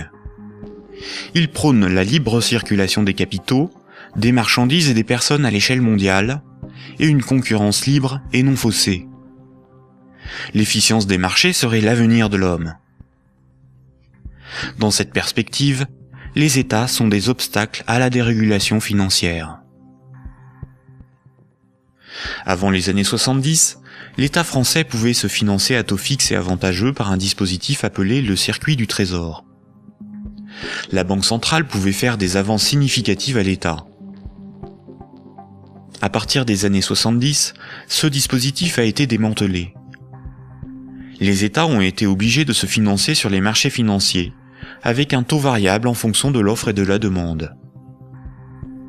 Par ailleurs, l'industrie financière organise la fuite des bénéfices et fortunes dans les paradis fiscaux. Pour le seul État français, le manque à gagner sur les recettes fiscales est estimé entre 50 et 80 milliards d'euros chaque année, soit plus que les recettes de l'impôt sur le revenu. En d'autres termes, l'État est contraint d'emprunter aux marchés financiers, c'est-à-dire aux banques et aux clients des banques, ce qu'elle ne leur prend pas sous la forme d'impôts et de taxes, et de leur payer pour cela un intérêt supplémentaire. Sans les intérêts imposés par les marchés financiers, l'État français n'aurait pas dû payer plus de 1500 milliards d'euros d'intérêts en 30 ans. La totalité de l'impôt sur le revenu est consacrée au seul remboursement des intérêts de la dette. Si les financiers prêtent aux États, c'est parce que les États ont le droit de lever autant d'impôts que nécessaire pour les rembourser, et d'utiliser la justice et les forces de l'ordre pour faire payer les contribuables.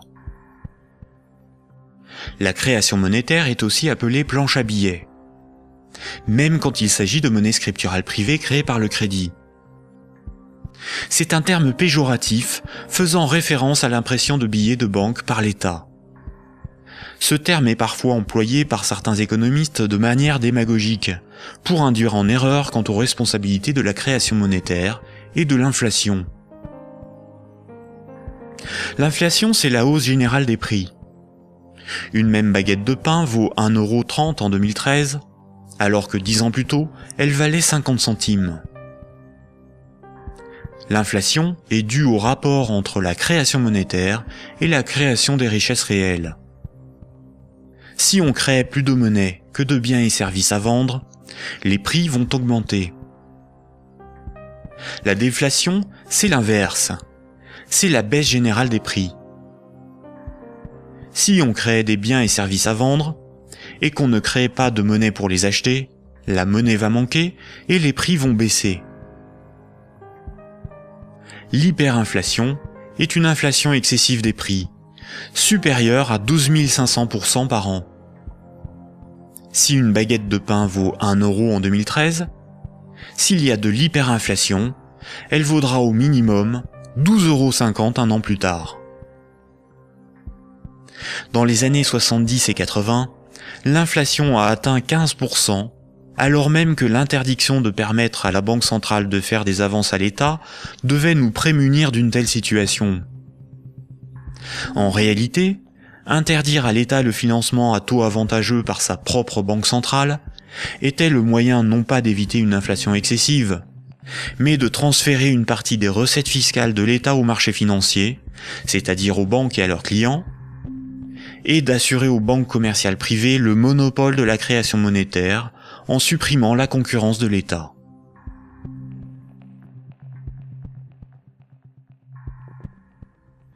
Voici ce qu'on pouvait lire en 1924, avant la Grande Dépression de 1929, dans le magazine de l'Association des banquiers des États-Unis. Le capital doit assurer sa propre protection par tous les moyens possibles, grâce à la coalition et à la législation. Les dettes doivent être collectées et les hypothèques exercées le plus rapidement possible. Lorsque les personnes ordinaires perdent leur maison à travers le processus de la loi, elles deviennent plus dociles et peuvent plus facilement être dirigées grâce au bras fort du gouvernement représenté par les principaux acteurs financiers et par une puissance centrale due aux richesses. Ces vérités sont bien connues de nos principaux intervenants, qui s'appliquent désormais à créer un impérialisme permettant de gouverner le monde. En divisant les votants grâce au système de partis politiques, nous les manipulons afin qu'ils dépensent toute leur énergie pour des problèmes n'ayant aucune importance. C'est donc grâce à une action discrète que nous garantirons la pérennité de ce que nous avons si bien planifié et accompli. Rappelez-vous, dans l'Antiquité, la monnaie physique a été inventée par des souverains pour lever des armées, conquérir de nouveaux territoires et instaurer une dépendance des peuples à la monnaie par la levée des impôts. Toutes les dettes devaient être réglées avec la monnaie du souverain. Cela lui permettait d'acheter les richesses aux populations avec la monnaie qu'il fabriquait lui-même. Une seule et même organisation gérait la fabrication de la monnaie, les armées, la législation, la justice et les forces de l'ordre. Aujourd'hui encore, la monnaie reste un instrument de domination et un élément clé de la géopolitique. Le siècle dernier a été celui du dollar américain. Le dollar américain est de loin la monnaie la plus répandue sur Terre. Le budget militaire américain est égal aux dépenses militaires de tous les autres pays réunis. Tous les ans, ce budget est voté par le Congrès et généreusement financé par la Banque fédérale américaine. Fondée en 1913, la Banque fédérale américaine est une banque privée et non une institution publique. La force militaire permet aux États-Unis d'assurer le statut de monnaie de réserve mondiale au dollar américain et de l'imposer dans le commerce international. Avant les attentats du 11 septembre 2001, les pays clés indépendants du système monétaire anglo-saxon étaient l'Afghanistan, l'Irak, le Soudan, la Libye, la Syrie, Cuba, la Corée du Nord, la Somalie et l'Iran. Les États-Unis et leurs alliés ont attaqué l'Afghanistan, l'Irak et la Libye. En Libye, une banque centrale opérationnelle a été créée par les soi-disant rebelles avant même que la guerre ne soit finie.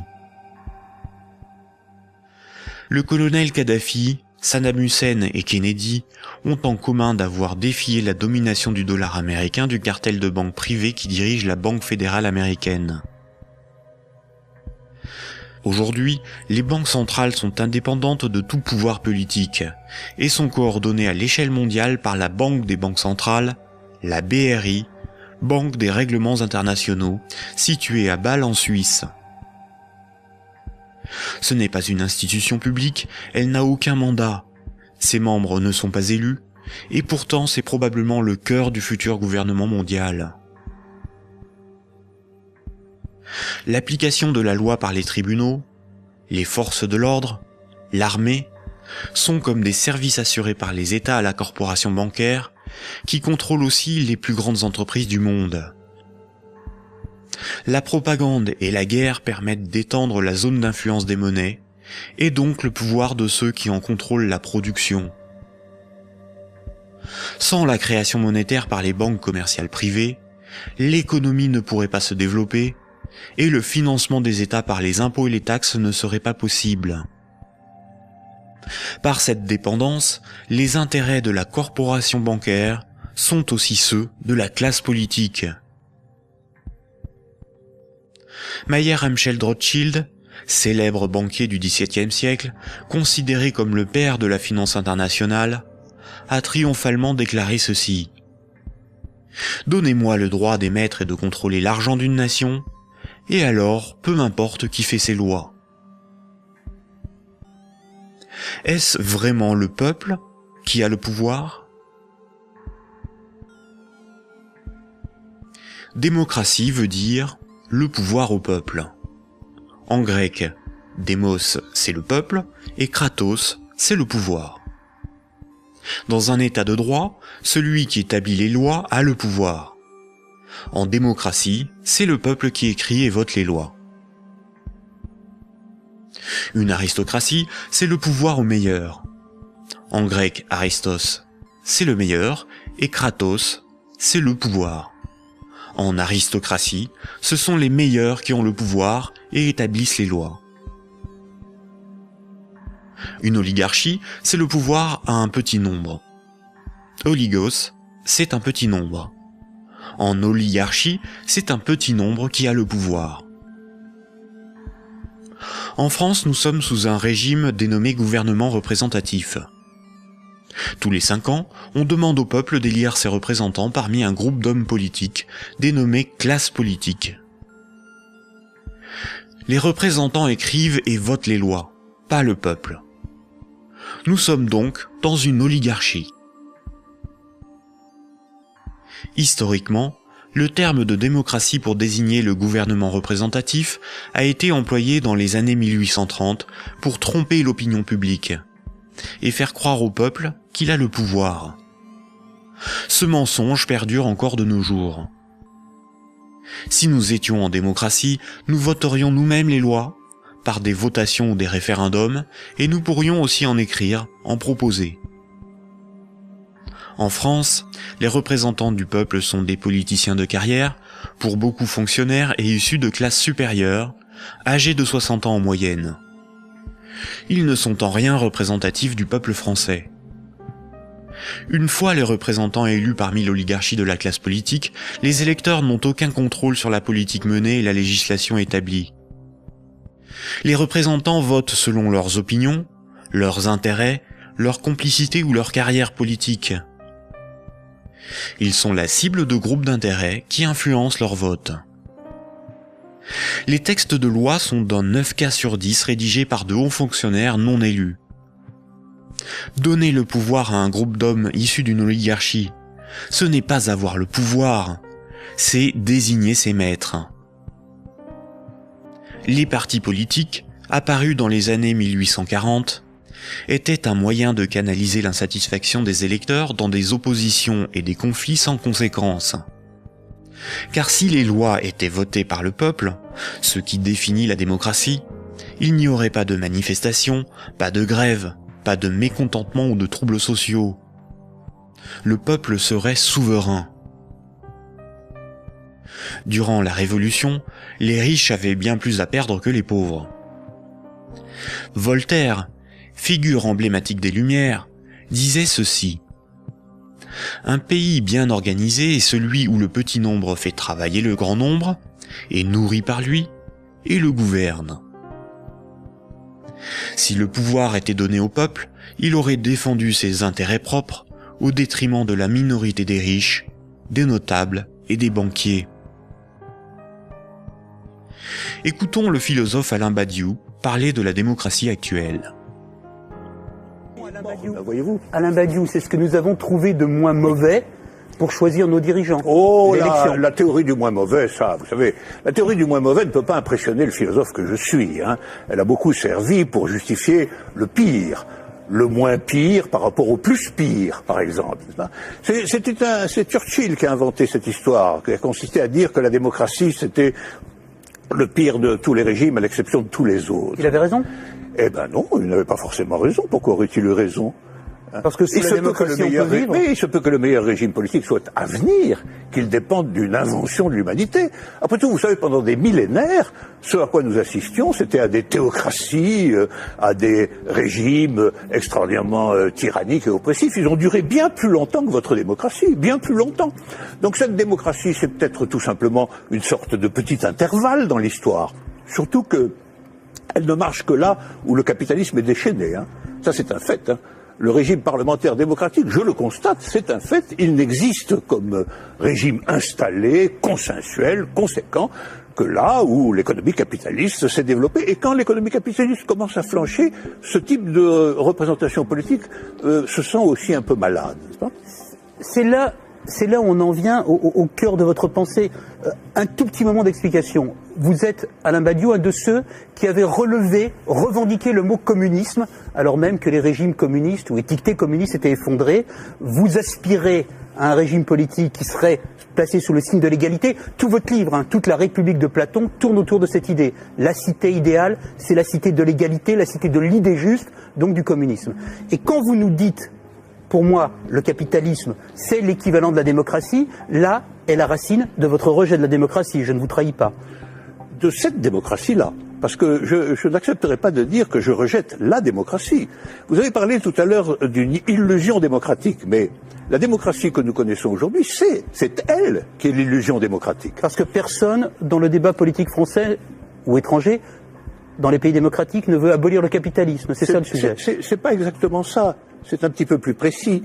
C'est parce que les différents gestionnaires possibles de notre société sont des gens qui, de toute façon, admettent pour l'essentiel l'ordre établi.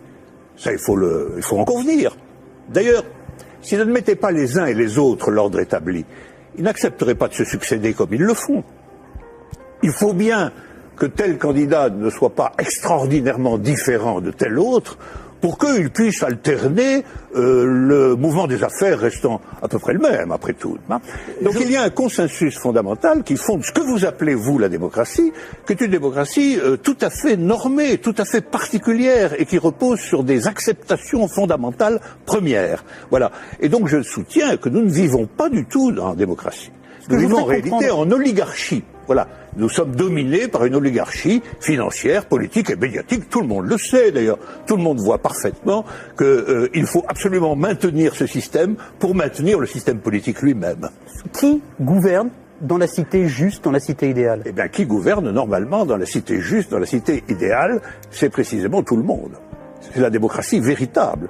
C'est-à-dire qu'il n'y a pas d'État séparé de l'ensemble des gens. Voilà. C'est ça la cité idéale. La cité idéale, c'est la grande idée communiste de Marx lui-même, qui est un peu oubliée, mais que je voudrais rappeler. C'est le dépérissement de l'État. C'est l'idée que l'existence d'une machine d'État oppressive, séparée, qui doit être perpétuellement validée par des élections, etc., c'est une affaire vieillie, c'est une affaire qu'il faut dépasser absolument, au nom de ce que Marx lui-même appelait un régime d'association. La capacité, pour tout le monde, de s'occuper de ses propres affaires. Ce qui est intéressant, et c'est là où, quand vous parliez de l'idée de Marx et de l'idée de l'association, vous êtes un fervent admirateur de ce qu'on a appelé les révolutions arabes, fervent admirateur également de ce qu'on a appelé le mouvement des indignés. Et ce qui est très intéressant, c'est que votre critique sur les révolutions arabes commence au moment où elle se transforme en processus démocratique électoral avec des élections. Oh ben c'est pas ma critique à moi, c'est d'abord la critique de tous ceux qui ont participé au mouvement dans les pays arabes. Ils ont été légèrement surpris et déconcertés par le résultat des élections. Mais le principe même des élections... Comme moi je l'ai été en mai 68. Eux aussi ils disent élections piège à con maintenant, maintenant qu'ils ont les partis islamistes dits modérés sur le dos. C'est comme si, après une révolution, une tempête révolutionnaire démocratique extraordinaire, on vous présentait un massif parti démocrate chrétien comme le vainqueur des élections. Ben vous seriez un peu étonné tout de même, C'est bien la preuve qu'il y a deux sens du mot démocratie qui ne sont pas du tout homogènes. Sauf que la revendication, Alain Badiou, la revendication du peuple contre les dictateurs, c'était de pouvoir voter. Bon, la revendication du peuple contre les dictateurs, c'était que les dictateurs s'en aillent. Mais ça, c'était leur revendication unanime. Sur la question du vote, il y a eu d'innombrables débats. Comment, quand, dans quelles conditions? Ces débats ont souvent été tranchés par des autorités extérieures au mouvement populaire lui-même. En Égypte, par exemple, ils ont été largement tranchés par l'armée. Autant dire par ce qui restait du régime d'avant. Parce que la révolution a été volée par l'armée. Mais les Tunisiens, par exemple... Le gouvernement représentatif, en ne donnant aucun pouvoir aux pauvres, aux ouvriers et aux paysans, garantit la protection des intérêts des plus puissants et des plus riches. Aujourd'hui encore, le citoyen n'est qu'un électeur, un emprunteur et un consommateur. Il est informé par des médias inféodés aux grands groupes financiers et industriels dont ils sont pour la plupart la propriété. Le vote des lois par les citoyens, le référendum d'initiative populaire, ou la mise en place d'un parlement tiré au sort dans la population comme le sont les jurys populaires, qui sont des évolutions démocratiques élémentaires, sont systématiquement dénigrés dans les médias. L'Union européenne est une organisation soutenue à l'origine par les élites américaines pour éviter l'apparition d'une puissance concurrente en Europe de l'Ouest. Elle est néolibérale et structurellement antidémocratique. Si les peuples européens écrivaient et votaient eux-mêmes les lois de l'Union, Bruxelles ne serait pas la seconde place de lobbying après Washington. L'Union européenne est le royaume de Goldman Sachs et de la haute finance, dont les hommes se retrouvent à la tête de nombreuses institutions et même de certains États. Et nombreuses sont les carrières politiques se prolongeant dans le privé, au service des lobbies ou dans les grandes entreprises. Ce que nous appelons des euros, ce qui est sur notre compte en banque, ce ne sont pas des euros, mais une dette en euros. Ce que nous appelons crédit, prêt ou emprunt, ce n'est qu'une création de monnaie temporaire. Ce que nous appelons démocratie n'est pas une démocratie, mais une oligarchie. Ce que nous appelons un citoyen n'est rien d'autre qu'un électeur. Ces manipulations du langage empêchent les intellectuels, les politiciens, les journalistes et les électeurs de penser le monde. Elles dissimulent avec habileté le pouvoir sans égal des corporations, de la finance et du secteur bancaire.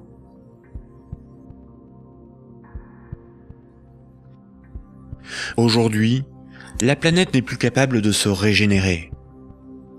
L'humanité tout entière est en train de se confronter aux limites de la Terre elle-même et manque de ressources naturelles. Toute croissance économique nécessite beaucoup de matières premières et d'énergie. Or, les ressources de la planète sont limitées. Certaines organisations militent pour qu'une nouvelle approche économique et sociale émerge, pour que nous soyons respectueux de notre environnement et sortons d'une logique de compétition, de surconsommation et de conflit. Certains font la promotion de la décroissance. La décroissance permettrait l'équilibre de l'activité humaine et les ressources de la planète. Mais la décroissance sous-entend une réduction permanente de la demande de crédit, donc une contraction de la masse monétaire qui déboucherait rapidement sur une crise économique majeure. En réalité, les nations sont les esclaves de l'impérieuse nécessité d'une dette perpétuelle pour disposer de monnaie, donc d'une croissance soutenue, impliquant une consommation en progression constante. S'il n'y a plus d'anticipation de revenus futurs, il n'y a plus de crédit, donc la monnaie disparaît, l'État ne peut plus fonctionner et l'économie s'arrête.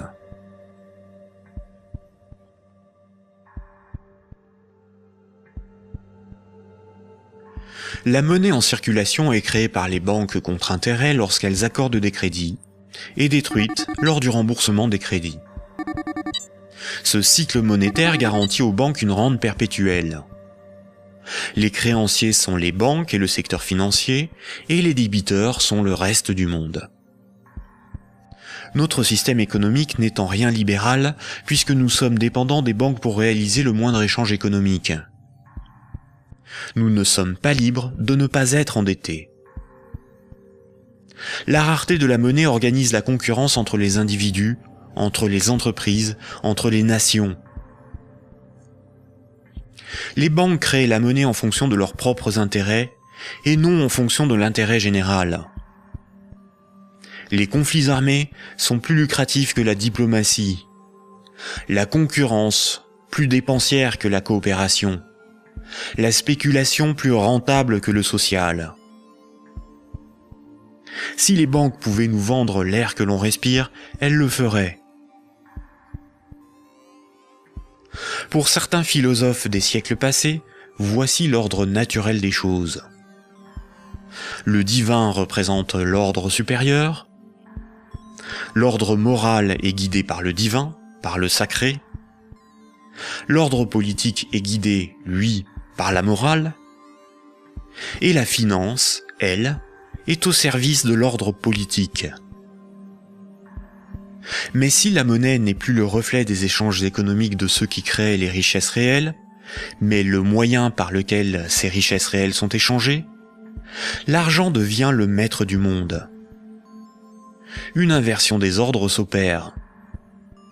Le divin est remplacé par l'argent.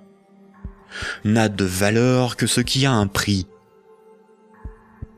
Les marchés font office de morale. Rien ne doit enfreindre les lois du marché, bénéfiques pour l'humanité. La finance est au service des marchés. Les financiers sont les nouveaux prophètes, ils défendent l'immanente main invisible. La politique et l'État sont au service de la finance, car ils en sont dépendants. Ils sont forcés de défendre les intérêts de la finance au détriment de ceux des peuples. Frédéric Bastiat, économiste politique au XIXe siècle, disait ceci. Quand le pillage devient un moyen d'existence pour un groupe d'hommes qui vit au sein de la société, ce groupe finit par créer pour lui-même tout un système juridique qui autorise le pillage et un code moral qui le glorifie.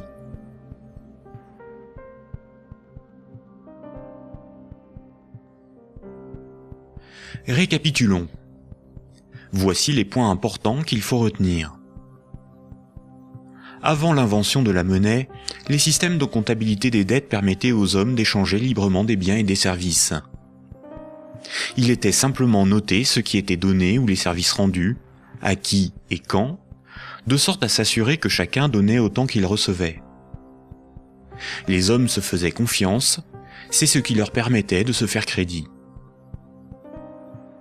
C'est environ 700 ans avant Jésus-Christ que la monnaie a été créée comme un outil de domination au service de souverains ou d'États.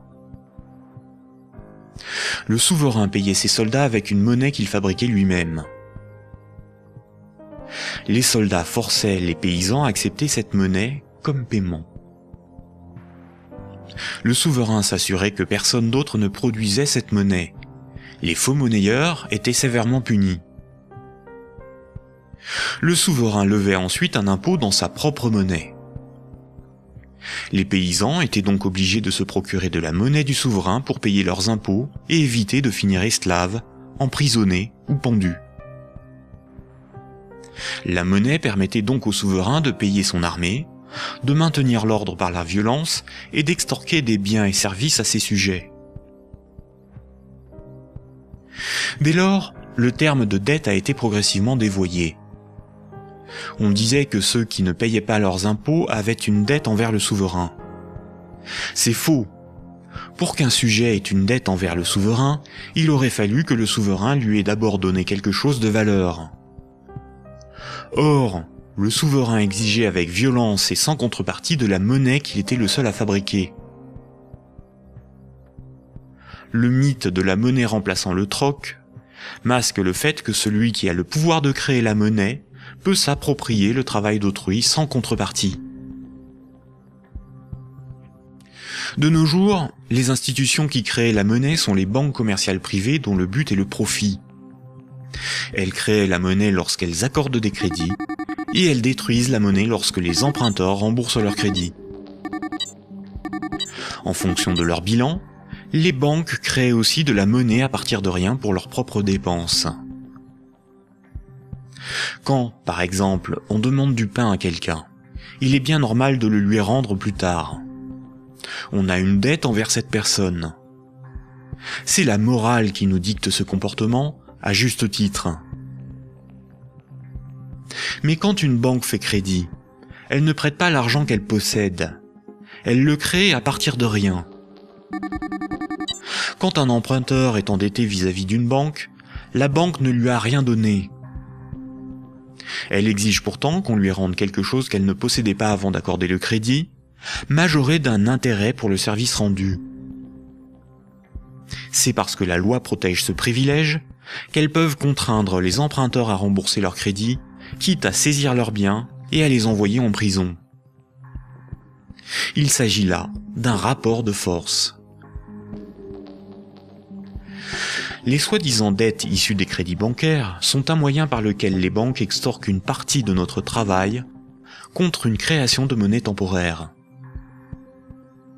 En associant la notion de dette avec le crédit bancaire, cette pratique a été moralisée et donc normalisée. La monnaie centrale donne l'illusion que c'est l'État qui crée la monnaie. Or, la monnaie centrale est fabriquée à la demande des banques commerciales privées lorsque des actifs détenus par celles-ci sont monétisés par la banque centrale.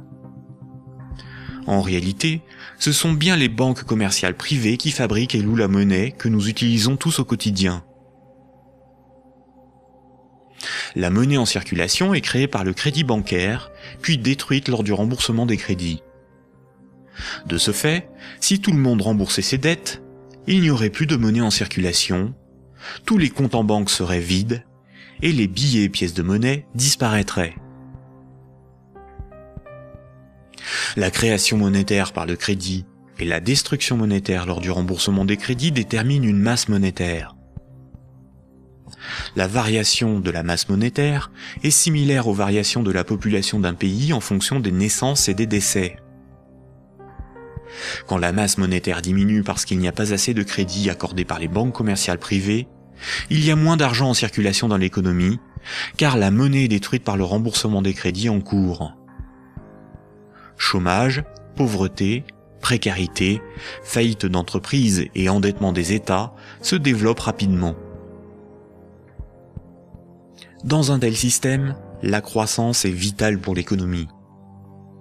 Les entreprises, les particuliers et les États s'endettent auprès du système bancaire pour assurer une augmentation constante et exponentielle de la masse monétaire. S'ils n'empruntent plus, ou que les banques n'accordent plus de crédit, comme c'est le cas depuis la crise financière de 2008, la monnaie disparaît à cause de la destruction monétaire et une grave crise économique survient rapidement. Sans dette, il n'y a pas de monnaie. Sans monnaie, il n'y a pas d'économie, les nations ne peuvent pas s'échanger ce qu'elles produisent. Donc sans dette, il n'y a pas d'économie. Ce système oblige l'ensemble de la société, des États, des nations, à être perpétuellement endettés et donc à enrichir les banquiers et la finance simplement pour disposer de monnaie pour leurs échanges économiques. C'est par ce principe que le système bancaire a servi le monde économique à son profit, sans contrepartie productive. Chaque crédit sert à acheter une maison, une voiture, une télévision, et induit la consommation d'énergie et de matières premières pour leur fabrication. La nécessité de toujours plus de crédit provoque la destruction de l'environnement, le pillage des ressources de la planète, la surproduction, la concurrence et le consumérisme. Tant que chaque unité de monnaie, chaque euro, sera issu d'un crédit bancaire, les banques gouverneront le monde et l'humanité pillera la planète et détruira l'environnement pour enrichir l'oligarchie financière. Imaginons ce que serait la monnaie du futur. Imaginons un micro-pays avec 2 citoyens. Paul et Jacques se rencontrent. Leurs comptes sont à 0. Paul a fabriqué une chaise. Il la vend à Jacques 10 unités de compte. Jacques a alors moins 10 sur son compte et Paul a plus 10. Paul peut convertir 5 unités de compte en monnaie manuelle, en billets de banque. Ainsi, tant qu'ils sont dans leurs débits autorisés, personne ne peut empêcher Paul et Jacques de s'échanger ce qu'ils produisent. Leur débit autorisé est calculé en fonction de leurs actifs et de leur solvabilité, et représente le risque financier que doit assumer la société tout entière. La monnaie du futur est un jeu à somme nulle. Dans le futur, la monnaie sera représentative des échanges économiques réalisés, et non ce qui les permet. Aujourd'hui, la monnaie ne fonctionne pas du tout comme ça. Ajoutons dans ce micro-pays une banque. Pour acheter la chaise de Paul, Jacques va emprunter à la banque les 10 € nécessaires pour la payer. Jacques devra rembourser ces 10 € à la banque et verser en plus 1 € d'intérêt qui n'existe pas. Après la transaction, Paul possède bien les 10 € nécessaires à rembourser la banque et il faudra bien que Jacques les récupère d'une manière ou d'une autre pour rembourser son crédit. Il devra vendre son temps ou fabriquer des choses à vendre pour récupérer les euros pour rembourser son crédit. Mais les 1 € d'intérêt n'existeront qu'à partir du moment où un nouveau crédit aura été demandé à la banque. On comprend donc plusieurs réalités. Paul et Jacques sont dépendants de la volonté de la banque d'accorder ou non le crédit pour s'échanger ce qu'ils produisent. Ils sont obligés malgré eux d'enrichir la banque en achetant de la monnaie temporaire qui sera détruite lors du remboursement des crédits. Le remboursement des intérêts oblige Paul et Jacques à perpétuellement emprunter à la banque pour pouvoir la rembourser. Ce système crée artificiellement un manque permanent de moyens de paiement qui débouche sur une concurrence accrue pour capter la monnaie en circulation. Paul et Jacques ont avant tout le problème de se procurer de la monnaie pour vivre. Il faut bien distinguer ce qui est au service de l'intérêt général et ce qui est au service d'intérêts particuliers. L'intérêt général, c'est l'intérêt du plus grand nombre, des nations dans leur ensemble. Les intérêts particuliers sont ceux des oligarques, des riches, des gens de pouvoir, des actionnaires, c'est-à-dire une minorité de personnes dans la société et à travers le monde. Prenons la monnaie. La monnaie sert des intérêts particuliers. Elle sert les intérêts de ceux qui la fabriquent, c'est-à-dire les banques commerciales privées et la finance, dont le but est l'enrichissement. La monnaie existe parce qu'il y a ce qu'on appelle des dettes. Ces dettes ne servent que des intérêts particuliers. La bourse et la spéculation, les marchés financiers, représentent très majoritairement des intérêts particuliers. La rémunération de l'épargne et des comptes courants des déposants, de l'homme de la rue, est marginale en comparaison des bénéfices engrangés par l'industrie financière. Le système politique, qui est censé défendre l'intérêt général, est forcé de protéger les privilèges des banques, des corporations et de la finance. Depuis les Lumières et la Révolution française, les régimes politiques basés sur l'élection de représentants ont été voulus parce qu'ils sont antidémocratiques. Ils permettent de défendre les intérêts de la classe supérieure et des élites par l'établissement de collusions toujours plus fortes entre la classe politique et les oligarchies financières et capitalistiques dont ils sont dépendants. La guerre est souvent financée par les riches et les banquiers. Seules des révolutions, des rébellions ou des révoltes se veulent véritablement au service de ceux qui les mènent. Les guerres, elles, ne servent que rarement l'intérêt général. La science, l'environnement, la santé, l'éducation, le progrès technique sont au service de l'intérêt général. En réalité, avec la privatisation de l'ensemble de ces domaines, ils sont de plus en plus au service d'intérêts particuliers afin d'en tirer le maximum de profit. La généralisation de l'économie de marché s'accompagne d'une concentration des richesses telle qu'à l'échelle mondiale, les 85 personnes les plus riches ont autant que les 3,5 milliards les plus pauvres. Et ces disparités ne cessent aussi de s'accroître dans les pays développés. La majorité productive s'appauvrit quand une minorité financière et capitalistique s'enrichit. Les riches n'ont jamais été aussi riches. Comment en est-on arrivé à une telle situation ? Pourquoi n'y a-t-il pas de mobilisation ou de révolte contre le capitalisme et la finance déchaînée qui ne cessent de dicter leurs lois aux nations ? La dictature parfaite serait une dictature qui aurait les apparences de la démocratie, une prison sans murs dont les prisonniers ne songeraient pas à s'évader. Un système d'esclavage où, grâce à la consommation et au divertissement, les esclaves auraient l'amour de leur servitude. Aldous Huxley, dans Le meilleur des mondes. La croissance, essentielle à la domination de la finance, nécessite des travailleurs consommateurs dociles et manipulables. La télévision les divertit par les jeux, les séries, le voyeurisme de la télé-réalité et un flot d'informations brutes, sans aucune analyse, ne jouant que sur la force des images, l'émotionnel et les peurs primaires.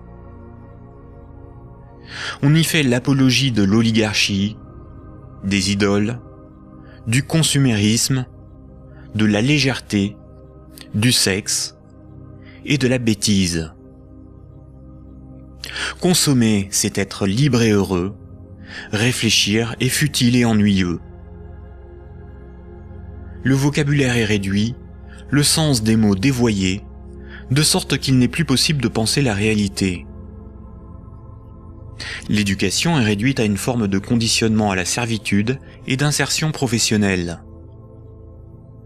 Un individu inculte n'a qu'un horizon de pensée limité, et plus sa pensée est bornée à des préoccupations futiles, moins il peut se révolter. La destruction des États-nations, de la cellule familiale, la négation des identités culturelles, religieuses et sexuelles, sont les moyens de supprimer tous leurs repères aux individus. Ils n'ont alors ni l'environnement social et institutionnel, ni les ressources mentales pour s'opposer à la domination mondiale des multinationales et de l'oligarchie financière, politique et capitalistique. Il faut comprendre que la télévision, la radio et la presse sont des médias unidirectionnels, alors que l'Internet est multidirectionnel. Les médias unidirectionnels sont maîtrisés par un petit nombre de personnes soigneusement sélectionnées par les oligarchies politiques et financières pour délivrer des programmes servant leurs intérêts. L'opinion du citoyen est ainsi formatée, maîtrisée, contrôlée. À l'inverse, sur l'Internet, tous les intellectuels, philosophes et journalistes peuvent s'exprimer, partager leurs analyses, et le citoyen peut librement choisir ses sources d'information, partager ses opinions et en débattre. Pour maîtriser la liberté de l'Internet, l'oligarchie crée une fausse dissidence sous la forme de médias qui semblent subversifs, comme Mediapart, Rue 89, Le Canard enchaîné, le magazine Marianne, ou encore des organisations comme Wikileaks, dont la fonction est de canaliser les citoyens les plus critiques sur des sujets sans importance, d'organiser leur indignation, de monter les uns contre les autres, et de décrédibiliser les analyses réellement subversives. Et quand le prêt-à-penser perd trop de terrain, la liberté d'opinion et d'expression n'existe plus. L'Internet tout entier est diabolisé au nom de la démocratie, de la République, ou encore de la lutte contre un terrorisme fictif ou fabriqué. Les grands médias qualifient de racistes, de terroristes, de fascistes, de xénophobes, d'antisémites, de négationnistes, de conspirationnistes ceux qui analysent les faits, critiquent le système et tentent d'en exposer les fondements. Ces grossiers amalgames visent à empêcher le public d'écouter leurs discours, d'étudier leurs arguments et de débattre de leurs idées. Tout comme ce sont les banques qui décident ce qui doit être financé en fonction de leurs intérêts, dans les médias dominants, c'est l'oligarchie qui décide l'information qui doit être diffusée en fonction là aussi de ses propres intérêts. Le contrôle du vecteur soit de la richesse, c'est-à-dire la monnaie, soit de la connaissance et des idées, c'est-à-dire les médias, soit encore du système législatif, c'est-à-dire le gouvernement représentatif non démocratique, sont les instruments de la domination des oligarchies. Dès lors, il ne faut pas tomber dans la provocation, l'extrémisme ou la violence. La violence et la provocation sont ce que le système attend pour justifier la censure, le contrôle d'Internet et la mise en place d'un État policier. Il ne faut pas non plus dépenser son énergie sur des détails. Il faut au contraire remettre en cause les fondamentaux sur lesquels repose ce système de domination. Tous les mouvements progressistes, sociaux ou alternatifs, quelle que soit leur forme, associations, partis politiques, ONG, et quelle que soit leur cause, devraient faire la promotion de 3 changements décisifs pour le monde de demain. Premier point. Remettre la création monétaire au service de l'intérêt général. Tant que ce sont les banques qui décident ce qui mérite d'être ou de ne pas être financé en fonction de leurs propres intérêts, le pouvoir politique et le libéralisme ne sont qu'illusions. Les banques ne sont pas là pour faire du social ou de l'investissement. Elles sont là pour faire des profits en prenant le moins de risques possible. Deuxième point. La création monétaire par le crédit à intérêt et la destruction monétaire lors du remboursement des crédits forment un système pyramidal obligeant l'humanité à détruire la planète pour le seul profit de la finance. Nous devons mettre en place un système monétaire permettant d'adapter notre niveau de vie aux ressources de la planète et garantir ainsi un environnement viable aux générations futures.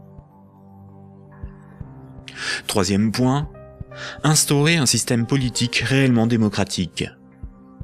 Seule une véritable démocratie permettra de garantir que les 2 premiers points sont durablement défendus. Contrairement à ce que les élites veulent nous faire croire, des peuples éclairés sont tout à fait à même d'établir une politique qui défend leurs propres intérêts et les intérêts des générations futures. Ces 3 points sont intimement liés. Sans une monnaie réellement publique, le lobby bancaire aura toujours la capacité de faire plier les gouvernements et changer les institutions. Un régime réellement démocratique, où c'est le peuple qui vote lui-même les lois, permet à la nation de s'opposer à toute privatisation de la monnaie et est la garante du maintien de la finance au service de l'intérêt général. Une création monétaire publique et l'instauration d'une véritable démocratie sont indissociables, car l'un est le garant de l'autre. Voici quelques mouvements citoyens dont les propositions permettraient des évolutions majeures de la société. La monnaie permanente, le 100% monnaie ou smart. La monnaie permanente s'oppose à la monnaie d'endettement. Elle remplace la création monétaire privée. Elle permettrait la mise en place d'une politique réellement écologique et sociale. Accompagnée d'une véritable démocratie, elle rend leur souveraineté monétaire aux nations. Les systèmes d'échange locaux. Les CEL sont similaires au système de comptabilité des dettes sans monnaie de l'Antiquité. Ils sont totalement indépendants de l'euro, contrairement aux monnaies locales ou complémentaires.